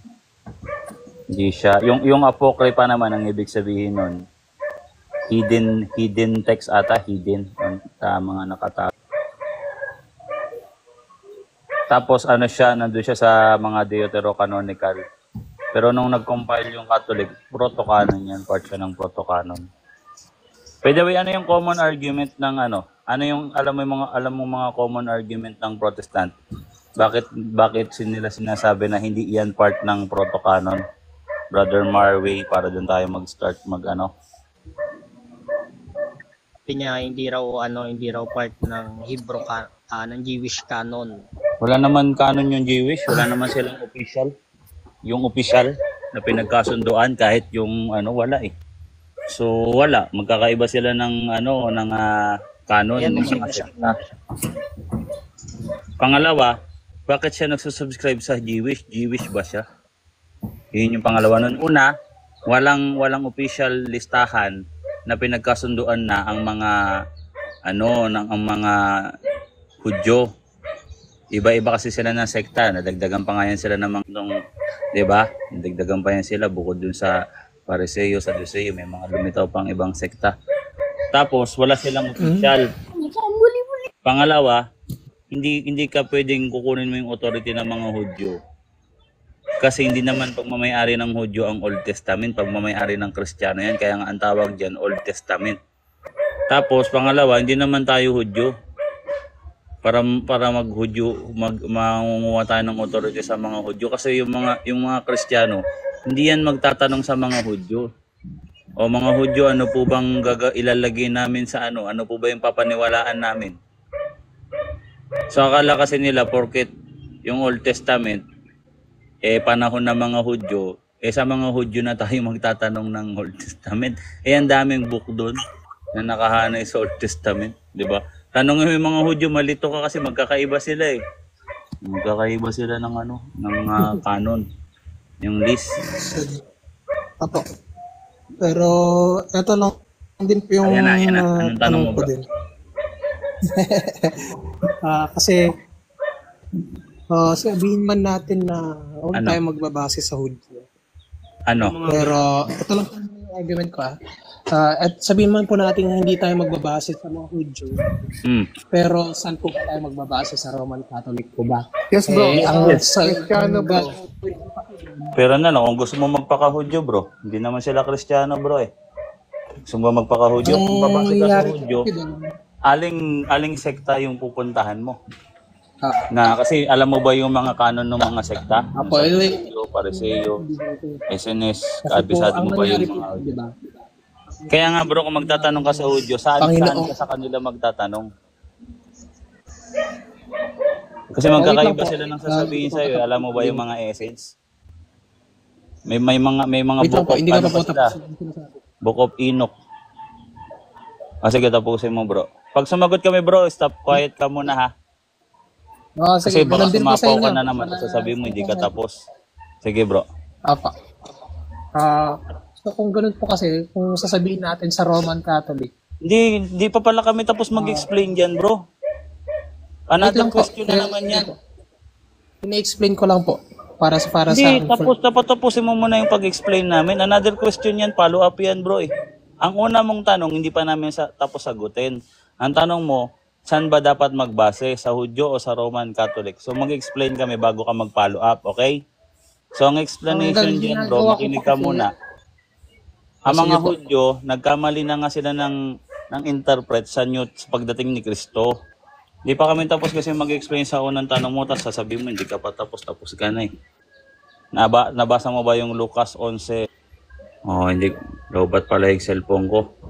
So, yung susi ng karunungan na hawak nila, hindi nila nagamit at yung mga gustong pumasok doon ay hinadlangan pa nila. Alam mo na. So, ibig sabihin, wala na sa kanila yung susi. Yung kaharian ng Diyos, kinuha sa kanila ni Kristo. Kasi nga, sabi doon sa Marcos 11, ba't ang bahay ng Diyos ay tatawaging bahay dalanginan para sa lahat? Ngunit ginawa ninyong yungib ng mga tulisan. So yung susi ng karunungan, hindi na nila nagagamit yun, so wala na sila noon. Pangalawa, kung sa kanila tayo magtatanong na para tayong kawawa, na para tayong estudyanteng walang alam na nangungupya sa kaklase, saan ka naman sa kanila magtatanong? Nung natagpuan nga yung Dead Sea Scrolls ang daming ang aklat doon Hindi naman kasali sa 66 books. Meron pang Book of Enoch doon May mga Makabeyo pa doon. Sa totoo lang, kung magtanong tayo sa mga Hudyo, dehado kayo Kasi yung mga sekta ng mga Hudyo, no? Meron silang pinapaniwalaan na kasama sa 73 books namin. Kung nag-aaral lang sana kayo. So yun yung sagot bro. Ngayon, bakit Roman Catholic Church? Kasi kami ngayon tinatag ni Kristo. Saan kayo magtatanong? Wala namang born again na kayo on that time. Di kayo nag-i-exist. Paano namin kayo tanongin? Wala kayo doon. Ang naroroon ang Roman Catholic Church, yung Latin Rite, siya yung highest. Ang naroroon. So yun yung bro. Kami dapat ang magdesisyon kasi kami yung tinatag ni Kristo. Yun yung bro. Next question. Sige po. Para ganito na lang po para mas maayos yung flow na. Maayos naman yung usapan bro, magtanong ka na. Apo, ganito nga po para mas maayos pa. Sige. Answering kasi yung questions nyo, kailangan ko ding sasagot para hindi rin naman talaga dapat. Ba't ikaw ang sasagot sa question? Nagtanong ka, ikaw sasagot? Ko din po ay hindi lang po isa. So kapag yung katulad na nag-uusap kami ni Kuya Petros kanina, talagang ginagawa namin, nagsasalita muna siya, marami din siyang question, marami din akong question na binabato. Hindi po talaga isa-isa. Kasi marami pong supplementary questions yan. Pero tingin mo mas maayos yun? Marami kang tanong? Sunod yung tanong mo bago ko sasagutin lahat? Bro Marwayne, wait ng Bro Marwayne. Iba kasi yung daloy ng flow nila dito. Kay Uncle Boy, kung magtatanong ka, puro tanong ka lang muna, tapos puro sagot siya. Then kung gusto mo naman sumagot mamaya, siya yung magtatanong sa'yo. Pag ikaw ang magpahayag, tatanungin kita. Oo. Ganon siya, Bro Marwayne. Pero maayos naman yung ganon. Pero po kasi ang nangyayari dun Hindi naman kita mumurahin bro para sasabihin mo magulo yung Pinaas mo kanina kasi po yung boses mo hindi nagsasalita pa lang po. Hindi naman kita sinigawan, minura ba kita? Mataas po yung boses ka ako. Hindi naman ako sumigaw, kailan ako sumigaw? Ang sigaw bro, malakas. Ha! Ganun. Hindi naman ako sumisigaw, ganito lang ako magsalita bro. Hindi ako sumisigaw bro, huwag kang magpaawa bro. Pati nga yung sigaw ko, di nga ako marunong sumigaw bro Mas malakas na yung dito sa akin, Bro Marwayne. Hindi ko naman sinabing sino. Sabi mo tumataas yung tono ko, hindi naman tumataas yung tune ng boses ko. Magulo mo naman po. Ikaw nga magulo pinaparatangan mo ko na kinakawawa kita dito bro. Parang sasabihin ng mga tao na kinakawawa ni Boylet kasi Marvin ang lubos. Hindi kita kinakawawa dito bro. Bro, ilang taon ka na ba bro? Parang masyado ka naman maramdamin. Sabi po nga po nung bunso. Tinatanong nga ito, ilang taon ka na? Uncle Boy, ganyan ba umarte ang isang Kristiyano? Uncle Boy, huwag mo inaaway. Hindi ako nangaaway. Hindi ganyan ang isang Kristiyano. Totoo, tumaas ba yung boses ko? Hindi, ganyan na talaga boses. Nga ng tono ko Ganyan na talaga boses ni Uncle Boy. So ganito. Marway. Ano ba yung gusto mong ipakita, bro? Ano ba yung gusto mong sabihin? Gusto niya yata sabihin, kinakawawa ko siya. Sincere nga ako dito. Hindi kita kinakawawa, bro. Pambira ka. Huwag mo naman, kasi unfair naman yan. Na pag sinasabi mo sa mga tao na kinakawawa kita, tapos salbahe ako. Hindi naman ako salbahe. Iba akong kinakawawa kita. Anyways, sige, ano na tayo? Hindi ganyan Sasabi mo, hindi maayos, tinasan ng tono. Hindi naman tinatasan ng tono. Sinabi ko Kaya ano yung sintilmasa kong tono? Ano yung pagkasabi ko? Sige nga, paki-reply. Reply mo nga. Huwag na kasing yung tumas yung tono. So, diretso na tayo. Ano pa yung gusto mong itanong, bro? Sinasabi ko lang naman po para mas organize sana yung pag-uusap pero Bro, mas salita po. organize Tignan naman mo, bro. Kasi hindi papaawa na ka kami na naman. kailangan sabihin. Ano nga itanong mo? Sabi, Uncle Boy, wait lang. sinabi mo, Wait lang, Uncle paawa Boy. ka dyan. Uncle Boy, wait lang. Hindi mo kailangan sabihin para mas organized kasi organized talaga kami rito. So kapag sinasabi mo para mas organized, namamaratang ka na hindi kami organized or hindi kami maayos kausap. Kaya napipikon sa'yo po kausap mo, bro. Pinaparating mo sa tao kasi bro, kasi ganito yan bro. Kunyari, pupunta ka sa Jollibee. Sasabihin nyo, dapat ganito kayo para mas maayos, mas malinis. Parang gusto mong iparating na marumi. So ganun din dito, sinasabi mo, dapat ganito para maayos. Kasi ibig sabihin, pinaparating mo sa mga tao na hindi maayos. At yun ang unfair. Para sa amin bro eh. So, ganito, Marwin, final question bro. Ano yung gusto mong itanong bro? Direct na tayo sa doctrine bro, sa aral. Ano yung gusto mong itanong? Yan, mahirap kausap. Para kasi maramdamin naman kayo masyado bro. Kayo nga sa church nyo, sigaw nga ng sigaw yung pastor nyo, taas nga ng boses eh. Parang namang hindi ako nagpupunta dun sa inyo. Pastor nyo pag nangangaralan, taas nga ng tono. May pagkalampag pa nga nung pulpito eh. Meron sa amin meron sa amin may stick, hinahampas-hampas pa yung block, yung board. Oo, para naman kayong pandang huli kami pa itong hindi wag tayong totoo lang. Umatid ako sa inyo, pinyayahan ako dyan. Ang tapa nga eh. Kulang na lang, sigawan ako dun eh. Sabihin, kayo mga Katoliko, no? Ang dapat sa inyo, doktor na sumasamba kayo sa rebulto. Ang lakas nga ng tono. Tapos ako dito, sinisira akong magsalita dito. Paparating mo sa tao. Tinataasan kita ng boses. Para man naman sinabing ko dito, mapagmayabang na tao. Hindi ako mapagmayabang na tao, bro. Ganito ako pag sincere kasi ang pinag-uusapan natin sa salita ng Diyos. Ganito, Uncle Boy, tatanungin natin siya for the final final question.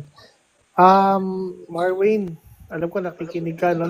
Naka-mute ka bro ha, at alam mo naman din yan. Sana hindi na natin isa-isahin pa, no? Paki-unmute. Ano yung gusto mong itanong bro? Direct tayo sa topic. Sige, kalimutan ng lahat. Refresh tayo. Balik tayo sa topic bro. Ano yung gusto mong itanong bro? Para sa benefit ng salita ng Diyos. Sige bro, refresh tayo. O kung nasaktan ka sa tono ko, sorry. O refresh. Ano yung gusto mong itanong? Sige po, ganito nga Rod, para mas magiging maayos. Iyan na naman tayo. Answering din yung answers niyo. Mas maganda yung sasabihin ko bro, magtanong ka na bro, para mas maayos na. Kasi hindi mo inaayos eh.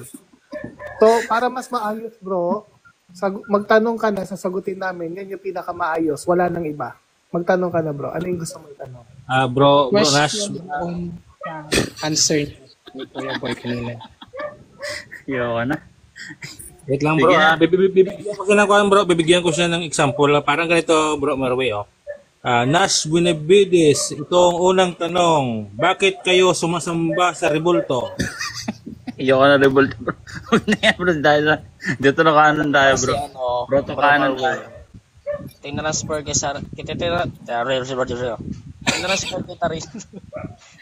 kita rito kasi 40 nila Uncle Nash at Uncle Boy yung history pagdating sa mga canon of the Bible. Yung 40 ko kasi True Church. No, kaya mas mapapakinabangan mo yung mga sagot nila kapag nagtanong ka sa kanila. Kumbaga kung yung pala bro, Deutero Canon pala yung tanong. Ito na lang, itong tanong mo bro. Miss Buenavides, bakit 73 books yung ginagamit ninyo? Yes. Amin 66. Sige, sagot. Direct to the point ba, no? Direct to the point. Ngayon, magtanong ka na bro kung ano yung gusto mong itanong bro. Patungkol dyan sa canon.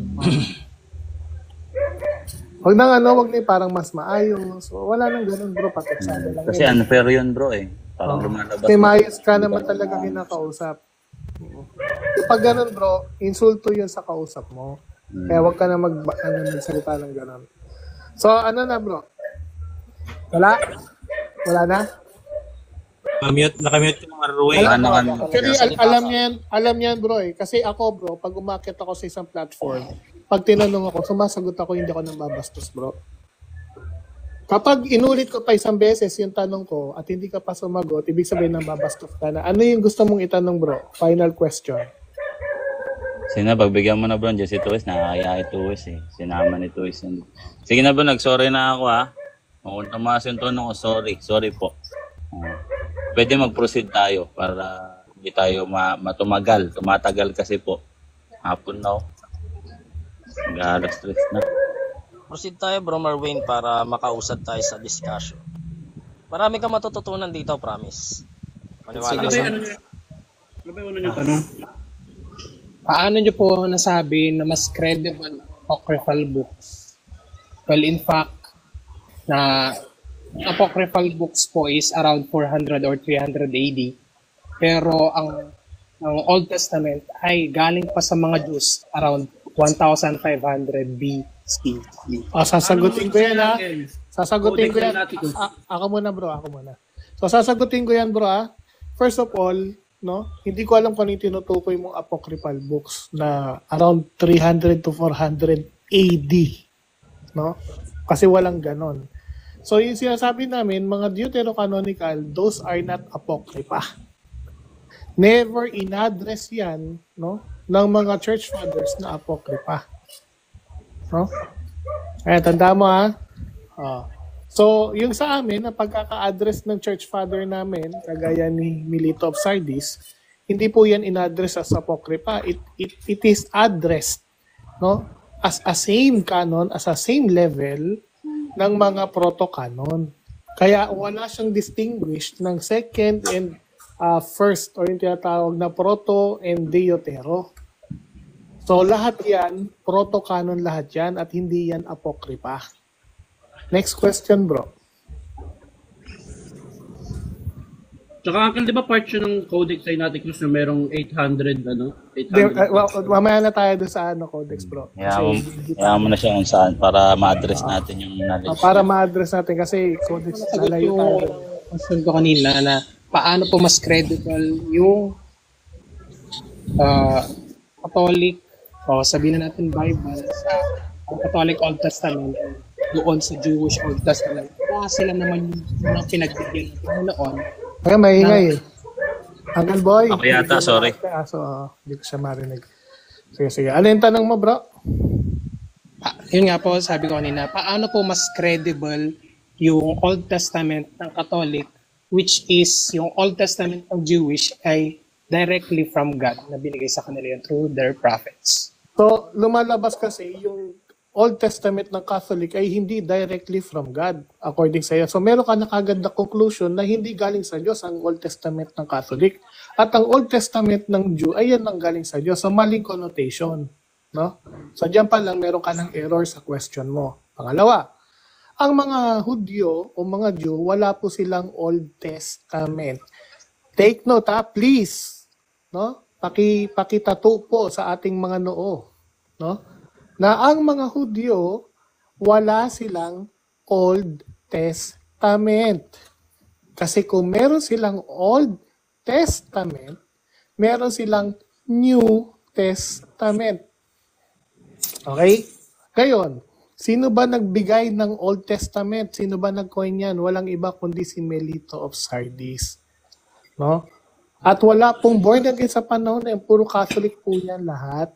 No? Yung Bible na ginagamit mo ngayon, lahat yan ay mula sa Katoliko. Katoliko po ang namili kung anong ilalagay dyan. Next question, bro.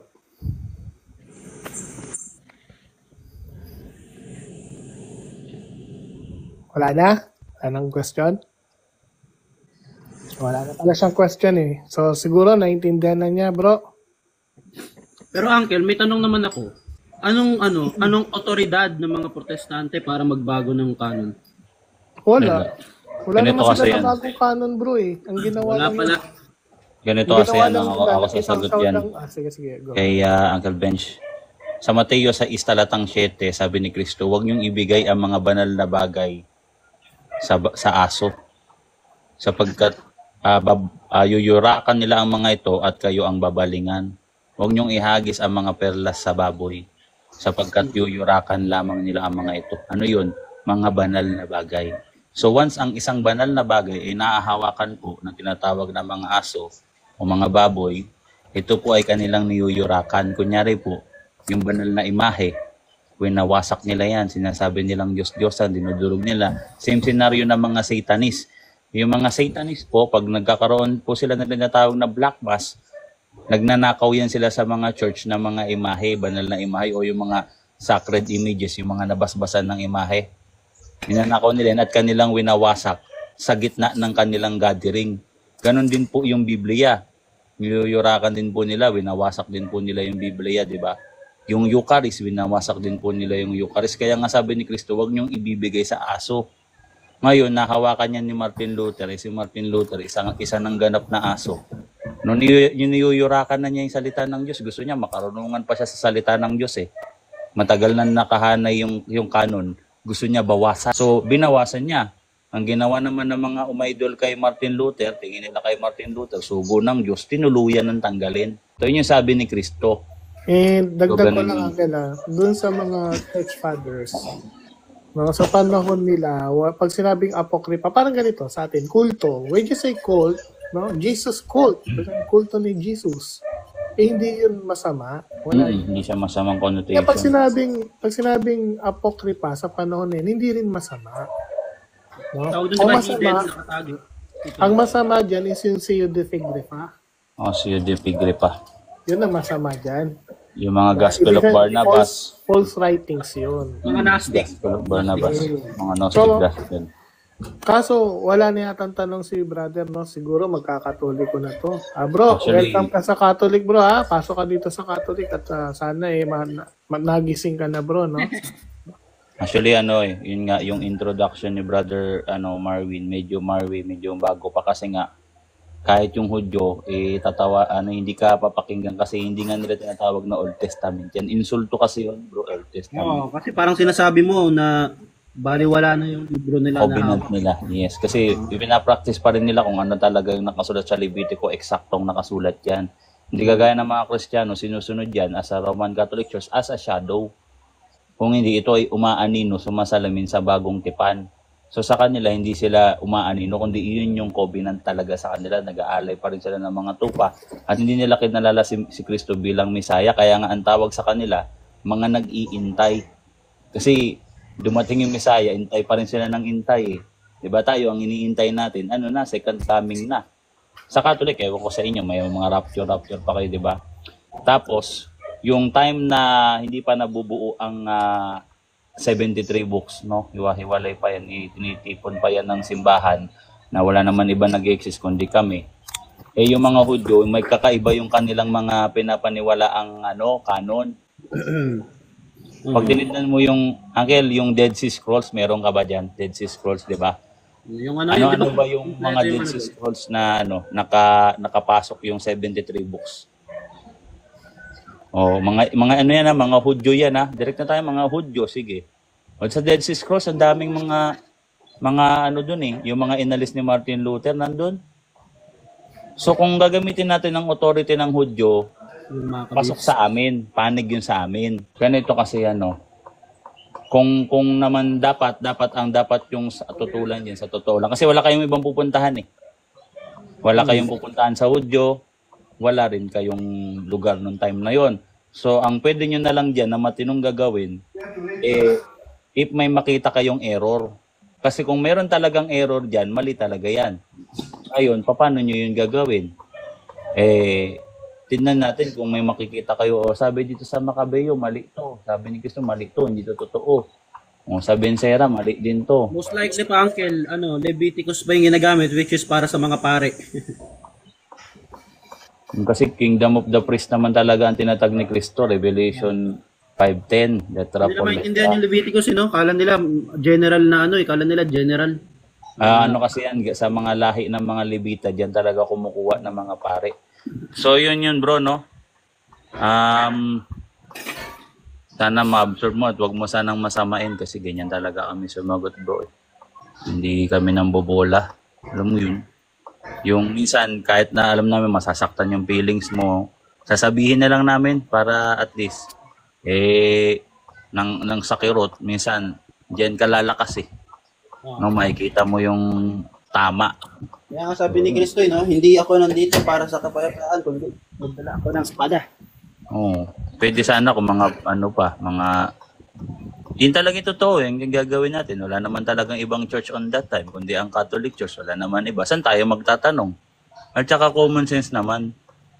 Hindi nyo ba naiisip na ang mga Hudyo on that time, yung mga Orthodox Jew, yung hindi nag-turn over sa Christianity, at saka yung mga Christianity, hindi nyo ba alam na nag-aaway yan dati? Tapos gusto nyo magtatanong yung Christianity sa kanila. Ano namang klaseng kalokohan yun, di ba? Para naman sinabi ni Kristo na, sasabi nyo, ibibigay ko sa iyo ang mga susi ng kaharian ng langit. Kung ano man ang itanong mo sa mga Hudyo, siyang tatalian sa lupa. Kung ano man ang talian ng mga Hudyo, siyang tatalian sa lupa. Hindi ganoon eh. Kung ano man ang inyong talian sa lupa, siyang tatalian sa langit. Kung ano man ang inyong kalagan sa lupa, siyang kakalagan sa langit. Hindi sinabi ni Kristo na pag magtatatag siya ng iglesia, magtanong kayo sa Hudyo. Dahil kung anong sasabihin ng Hudyo, siyang papahintulutan sa langit. Walang ganoon eh. Diba? Alam na nga nila yun eh, di ba? Kaya most likely hindi na tinuro ni Jesus kung paano magpakapare kasi yung mga apostoles niya, Hudyo na, may alam na. Pinaginabayan ng banal na Espiritu Santo yan, Uncle. Kaya yun yung significance ng simbahan. Di ba, Uncle Boy? Kaya pangalan niya, pangalan ni Tues, no? You are Peter. Yan. You are Peter, and upon this rock I will build my church. Di ba? Kasi kung magtanong ka sa mga Hudyo, sabihin pa sa'yo ng mga Hudyo, uy, ba't kayo sa amin magtatanong, mga Kristiyano? Di ba? Wala ba kayo mga utak? Hindi ba kayo nag-aral? Ang bihira kayo, sa amin kayo magtanong. Di ba? Nakakatawag scenario yan, actually.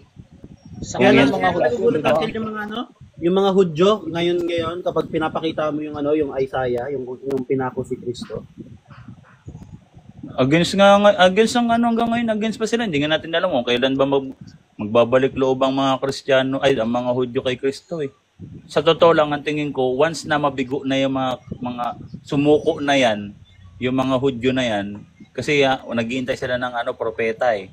So pwede risky sila mabiktima ng false Messiah. Mabibiktima. Kasi nagkaroon na sila ng false Messiah dati. O ngayon, maghintay na naman. Pag may magpakilala naman ng false Messiah, madadali na naman sila. So tingin ko sa susunod na sa future, baka magbalik loob na yan sa tunay na iglesia tinatag ni Kristo, ang Catholic Church. Gano'n na yan. Credibility niya, ganito muna, Marway ni Alik na. Wala naman daw siya sinabing, magtanong sa Hudyo. Usapan daw credibility of accounts. Yung credibility nga. Kung sasabihin mo nga na magtatanong nga sa Hudyo dapat kasi sinasabi mo na hindi naman tinatanggap ng mga Hudyo sa panahon natin ngayon yung New Testament, ibig sabihin ba hindi totoo yung New Testament natin kasi hindi mo natanggap? But sa credibility nga, kaya nga ano ang mas credible pagdating sa sa salita ng Diyos? Papansin kahapon, no? Ang mga Hudyo o tayo? Kasi sa time dati nung may mga propeta pa sila, pwede yan, pero nahayag na ba lahat? Lahat ng aral, nahayag na ba sa Old Testament? Deuteronomy 29:29, marami pang lihim sa Diyos.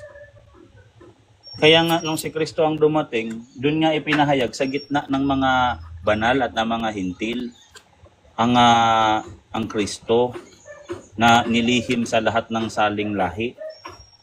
So, kaya nga anino sila nangangapa-ngapa nga sila Diba? Anino pa lang sila, nag-iintay pa ng Messiah. Saka bro, may dagdag lang ko bro. Di ba yung mga Protestant na mga theologian bro, saka mga Bible scholar, nagsasubscribe yan sila sa history ng Catholic, no? Oo, saan sila mag-subscribe? Yung Church Father, yung yung Trinity, saan sila mag-subscribe? Church Father, ano ba Church Father? Catholic? Tanong ko si Marway. Marway, may tanong ako. Wait lang bro. Yan bro, Marway, yung kahit na yung mga Protestant theologian, mga Bible scholar bro, nagsusubscribe yan sila sa Bible history ng Catholic bro. Kaya mas credible, pinaka-credible talaga sa Bible yung Catholic. Mas credible na nga tayo. Pinapagalitan na nga sila ni Kristo. Puro na nga lang, napagalitan na nga sila ni Kristo on that time Tapos sasabihin nyo, mas credibility, hindi. Yan sila credible. Gusto mo, debate pa kami ng mga Hudyo dito eh.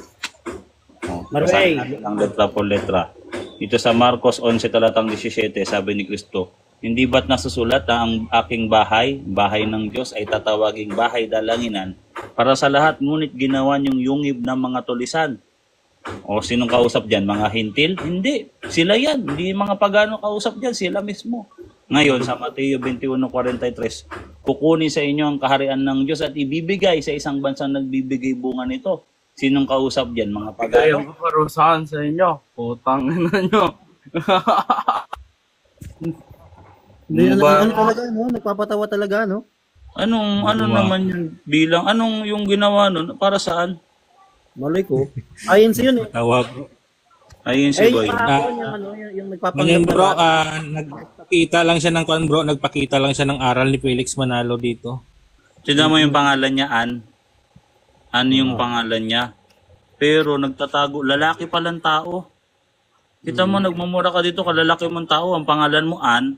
Meron ba pangalan ng lalaki, Ann? O kung hindi to online, tapos magkakaharap tayo, sige mo, pag nagsalita ka niyan, tingin mo, anong mangyayari sa'yo? Nagagawa mo yan dito, kasi nga online. Pero kung magkakaharap tayo dito, hindi mo kaya yan, galawan, bakla, yung ginagawa mo. Mute ka na. Nagmumura ka pa dito, gusto mo lang ma-report yung ano namin, live namin dito. So, Uncle Boy.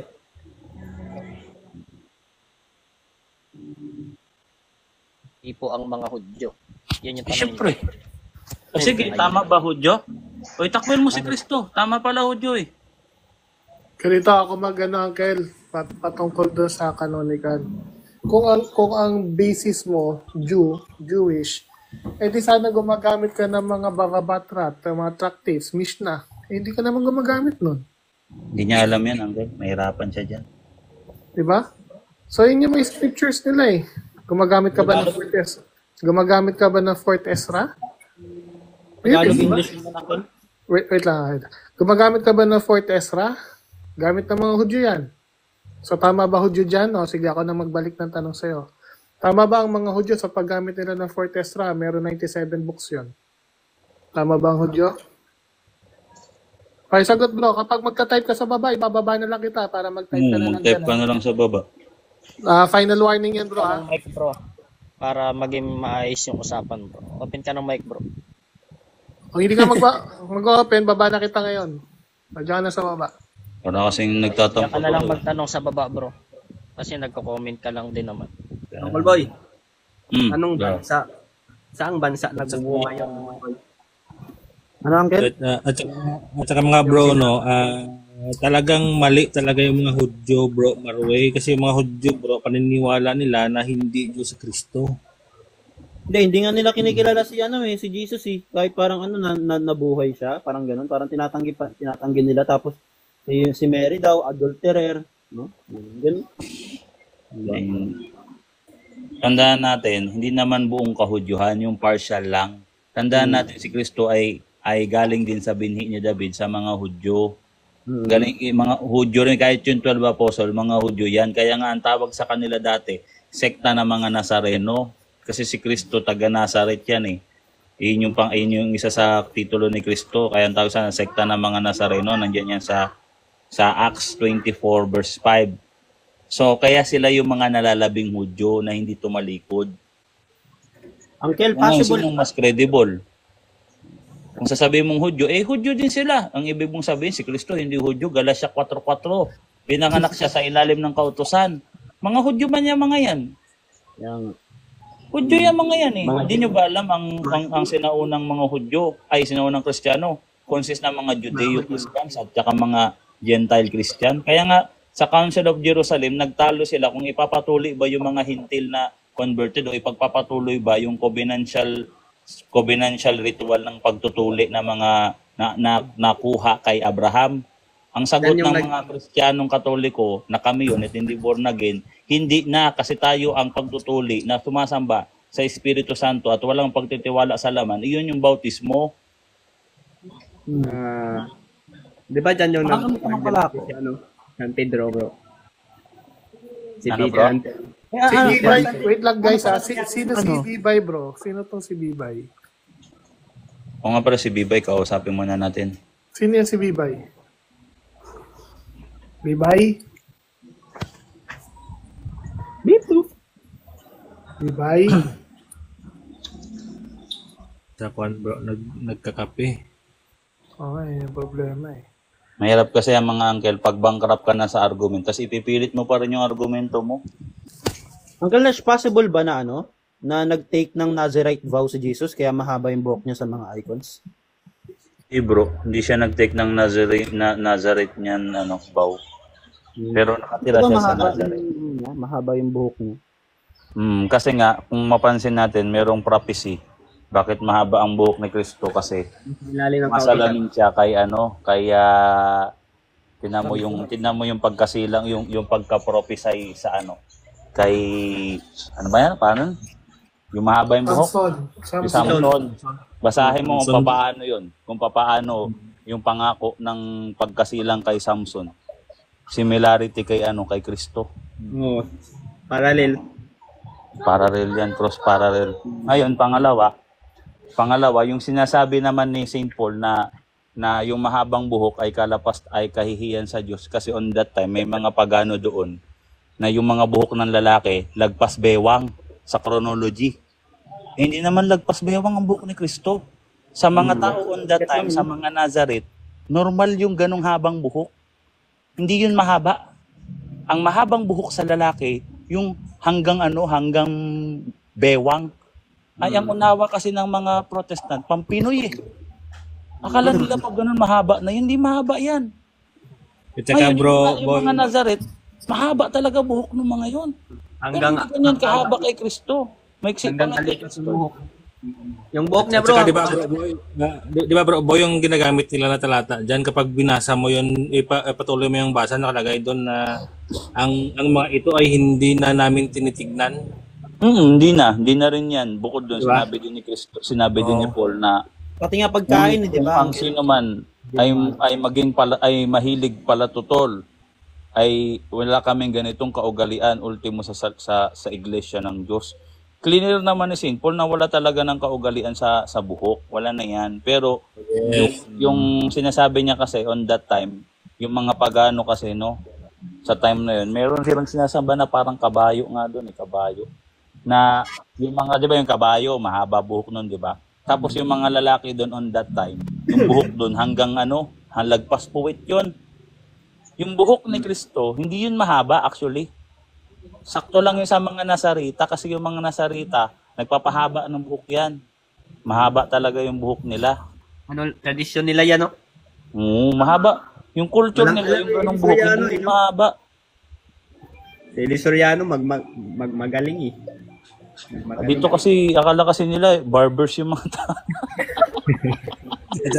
At saka hindi nila pinasa ng bro. Akala nila naka-fade. Akala nila, mga naka-fade yung mga tao doon eh. Mahaba buhok mga tao doon. Ano talaga yung tenga ng mga buhok doon. Barber cut. Meron pa dyan nakamulit, no? Wala naman nakamulit noon eh. Okay, walang nakamulit noon. Yung buhok ni Kristo hanggang lang naman yan, hanggang dibdib lang naman yung haba, di masabang haba. Lagpas balikat lang naman. Sikat lang. Pero sakto. Ngayon, ang problema nila dito, yung mga Nazarita, na taga Nazareth si Kristo, uso doon mga nagpapahaba ng buhok. Tapos ito pa yung niyan. Yung shadow kay Kristo, sumalamin doon kay Samson. Na siya ay magiging Nazareno sa Diyos at hindi na siya magpapahaba, hindi siya magpapagupit ng buhok. Hayaan niya itong humaba. So pag binasa mo yun, yung mga Protestante nasa shock eh. Natutulala na lang, hindi nila pala alam kung bihira. Kasi basa-basa lang talaga sila, wala silang ang nangyayari. Binabasa nila yung Bible based sa lente nila. Wala nila mga naka-page yung mga tao, mahaba buhok mga tao dati. Di ba? Bro, pero si San Pedro, bro, lang, hindi siya mahaba. Tingnan mo yung kulot. Tingnan mo yung image ni San Pedro sa Roma. Yun yung itsura ni Saint Peter talaga. Kasi doon siya namatay bro eh. Kilalang kilala siya ng mga tao doon. Sikat siya no? Kaya hindi sila magkakamali doon sa pagsalarawan nila kay St. Peter. Aguhit. Ngayon, kung tignan mo naman doon sa Shroud of Turin, Shroud of Turin, makita mo talaga yung buhok doon ni Kristo mahaba. Talagang hanggang balikat yun, lagpas yung balikat. So, alam nga naman nagkamali kasi ang logic kasi ng mga nandito sa mga Protestant. Nagkamali yung mga sinaunang Kristiyano, sila ngayon ang tama. Saan tayo kukuha ng authority, sa mga sinaunang Kristiyano o sa mga bagong Kristiyano? Ganun yung description ng mga sinaunang Kristiyano na ipasa-pasa na yan hanggang sa time natin ngayon na mahaba talaga yung krus ni Kristo. Sa Shroud of Turin, mahaba. Yung pinampuna sa mukha ni Kristo na panyo kay ano? Ano ba yan? Kay Veronica. Paano? Yung Kay Veronica. Ayun, kay Veronica, mahaba din naman yung buhok doon. Hindi naman paid yun. Di ba? Tama. Hindi, paniwala natin. Ba't nagre-reklamo kasi? Reklamo. Reklamador kasi ito. reklamo. Daming reklamo sa buhay. Kasi ang dami ko na nakikita ngayon sa may online, no? Parang gumagawa ng depiction si Jesus, yung mga parang anime. Lahat sila maikli yung buhok, tapos maitim. Pero totoo naman na pwedeng na parang yung pagiging ng skin niya, parang Indian yung kulay ng skin niya. Pero most likely kasi 'di ba kasi iba-ibang galing na rin yung sa yung sa Israel, no? So hindi ganoon kaitim yung balat nila, medyo medyo light. Ang tanong ba natin, magkakakulay ba lahat ng tao doon? Yeah. Hindi, diba? Pangalawa, no? Ito pa sabi nila, dapat malaki daw yung katawan. Kasi daw, karpintero eh. O, maghanap nga ako ng karpintero dito. Tignan ko kung bodybuilder ba yung mga karpintero dito. Hindi rin naman. Mga payat din naman yung mga kalalawang karpintero. Diba? Tama. O, bakit daw pa? Siyempre, payat, nagpa-fasting si Kristo eh. Hilig mag-fasting yan. Dala nga naman tumaba, mahilig nga mag-fasting, diba? Ngayon, yung mukha kasi ni Kristo talaga, ganyan talaga yung mga common na mukha doon. Mga guwapings talaga. Ang mantake mo nung gumawa ng depiction ng mga kuro-kuro yung mga protestante, hindi daw gwapo si Kristo. Kasi daw kaya daw hindi gwapo si Kristo para daw hindi attractive sa mga babae. Pero naman klaseng yan. Doon kasi sa panahon nila, normal na ganun yung mukha para sa atin, gwapo kasi ganun naman talaga, di naman mukhang Pinoy eh. Gwapo naman talaga si Kristo. Matangos naman talaga ang mga ilong ng mga nandun eh. Mga mapupungay naman talaga yung mata ng mga taga-Israelita noong that time, di ba? Saka nandun, may drawing kasi. Pag tinignan mo yung drawing ng mga sinaunang Kristiyano, makita mo talaga ganun yung mukha ni Kristo. Tapos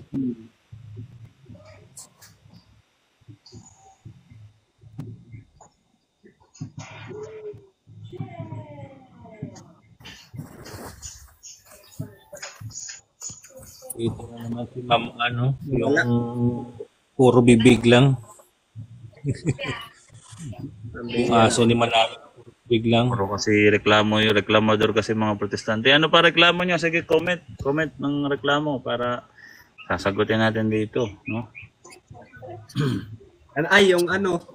Bakit iba-iba yung mukha ni Kristo, bro? Iba-iba ng mukha, saan ba? Basta iba-iba yung mukha, sabi nila. Ganito kasi yan. Yung emosyon niya ni Jesus Christ, minsan yung emosyon ni Kristo sa ibang imahe, mukha siyang naawa sa tao. Yung iba naman na as a king, iba naman yung emosyon niya doon. 'Di ba? Pero ganun pa rin naman yung itsura, nag-iiba-iba lang ng emosyon. O ngayon, syempre hindi naman perfecto yung mga kamay, hindi naman yan picture o Xerox copy eh. Syempre iba-ibang kamay nag-drawing diyan, gumawa diyan. Meron talagang pagkakataon na maiba ng konti yan, pero ang 100% nare-representa nun si Kristo. Alam at saka bro, kunyari ako, pag artist ka, may sarili kang may sarili kang style eh. May sarili kang kamay eh. Gagawin mo. Hindi naman pare-parehas yan eh. May mga signature kang diyan, mga technique. Basta ang essence doon is nakita talaga. Ang point dito, ginawa mo yun para kay Kristo. 100% yun. Si Kristo ang nire-represent nun. Nung si Kristo, nung nagpakita kay Maria Magdalena, same ba ng mukha? Di ba hindi rin? Hindi nga siya nakilala ni Maria Magdalena eh. Yes. Diba? Napagkamalan pa siyang hardinero, tanggap niya yan. Ano yan? Transfiguration yan, di ba? Hindi pa, Nagbabago wala yung pa. figure. Yan. Nagbabagong figure. So, yung nagpakita siya kay Maria Magdalena, diba ano yan pala nito, yung hindi siya nakilala. Nasasagot ba namin, Brother Constantine? Oo, tama. So, hindi siya nakikilala, no? Ngayon, dun din sa pala nito, nung si Kristo, nagpakita kay Pedro, nung si Pedro tatakas sa Roma. Kasi papatayin na si Pedro eh. Maganda yan, Tumakas si Pedro, no? Nung pagtakas niya sa Roma, may nakasalubong siya binatilyo. Sabi nung binatilyo, "Quo vadis?" O saan ka pupunta? No? Sabi naman nung binatilyo, no? Tinanong niya si Pedro, na saan ka pupunta o quo vadis? Ang sagot, sabay sunod uli, no? Sabi uli nung binatilyo, no? Kung gusto mo, babalik ako sa Roma para magpapako ulit. So, ang nangyari, umiyak si Pedro na nakita niya yung pala yung Panginoon. Yung binatilyo. So, sa madaling salita, nagpapakita ang Panginoon sa iba't ibang anyo, bro. Kaya kung meron tayong iba't ibang larawan, no, yan ay sumasagisag sa Panginoon, bro. Ibig sabihin, it doesn't matter, di ba? Kasi din sa Mateo 17, hindi, nag-iba rin yung anyo ni Kristo doon eh. Transfiguration, iba yung anyo ni Kristo. Di ba? Natakot nga sila nun. Nakarating talaga tumakas sa Roma. Kaya, ibig sabihin lang, huwag tayong magreklamo. Huwag tayong reklamo. Kasi reklamo sila. Mamira sa totoo lang, immaterial nga yan, bro eh. Yung reklamo na yan. Hindi siya nagmamatter sa argument.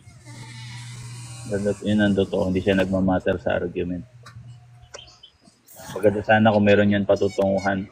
Pero ang papatungo, ang ano kasi niyan, sasabihin, ang point kasi dito, yung nagre-represent, yung nire-represent ng larawan, 100% ang nire-represent niya si Kristo. Hindi 50% sa akin, hindi 50% kay Kristo, kundi 100% ang nire-represent si Kristo. Ang masama, lagyan mo ng sungay yan, kagaya ng ginawa ng mga satanista. Lagyan ng sungay si Kristo, yun, iba na yun. Ayaw talaga nila tanggapin eh, no? Kay satanas na yun. Diba? Kunyari, yung mga satanis, blasphemy yung mga yun eh. Kung ginagawa nila, kunyari, yung mga Illuminati, gumagawa nila ng mga musical video. Makikita mo yung mga imahe natin doon. Imahe ng Roman Catholic, ha? Kasi wala naman imahe yung Protestant. O binababoy nila yun, sila Santa Maria, sinusutan nila ng mga pang-prostitute na babae. Si Jesus Christ, ginagawa nilang mga kabastusan, nilalagyan nila ng sungay, kung ano-ano. So, same scenario yun, ganun yung mga Protestant, no? Kung paano nilang lapastanganin ng imahe ni Kristo, sinasabi nila na Diyos-Diyosan, ganun din yung mga Protestant. Yung mga Protestant, ginagawa na talagang satanas ang Kristo. Diba? Uncle, may ginagawa ba silang ganito? Yung ano? Di ba kasi yung statwa lang ni Mother Mary yung binabasag nila, nakikita ko. Binabasag rin ba nila yung mga statwa ni Jesus? Meron, dami. Dami ko yung dating picture. Iniihian pa nga nila yan eh. Meron ka bang Biblia na may mga larawan? Wala pa eh. Pero yung mga Ethiopian Bible, meron sila nun. May mga imahe doon. Kasi hindi naman talaga tutol ang Diyos sa imahe. Ganon din talaga. Tutol sa imahe. Ang mga Protestante lang ignorante. Ignorante lang sila. At bunga yan ng maling unawa. Kumbaga, habang nagbabasa sila ng Biblia, imbis na banal na Espiritu Santo ang gumagabay, demonyo ang gumabay. Sabihin ko talaga, no, nung binasa nila yung Bible, tapos nabasa nila Exodus 20 verse 4-5, hindi banal na Espiritu Santo ang gumagabay. Mga demonyo bumubulong.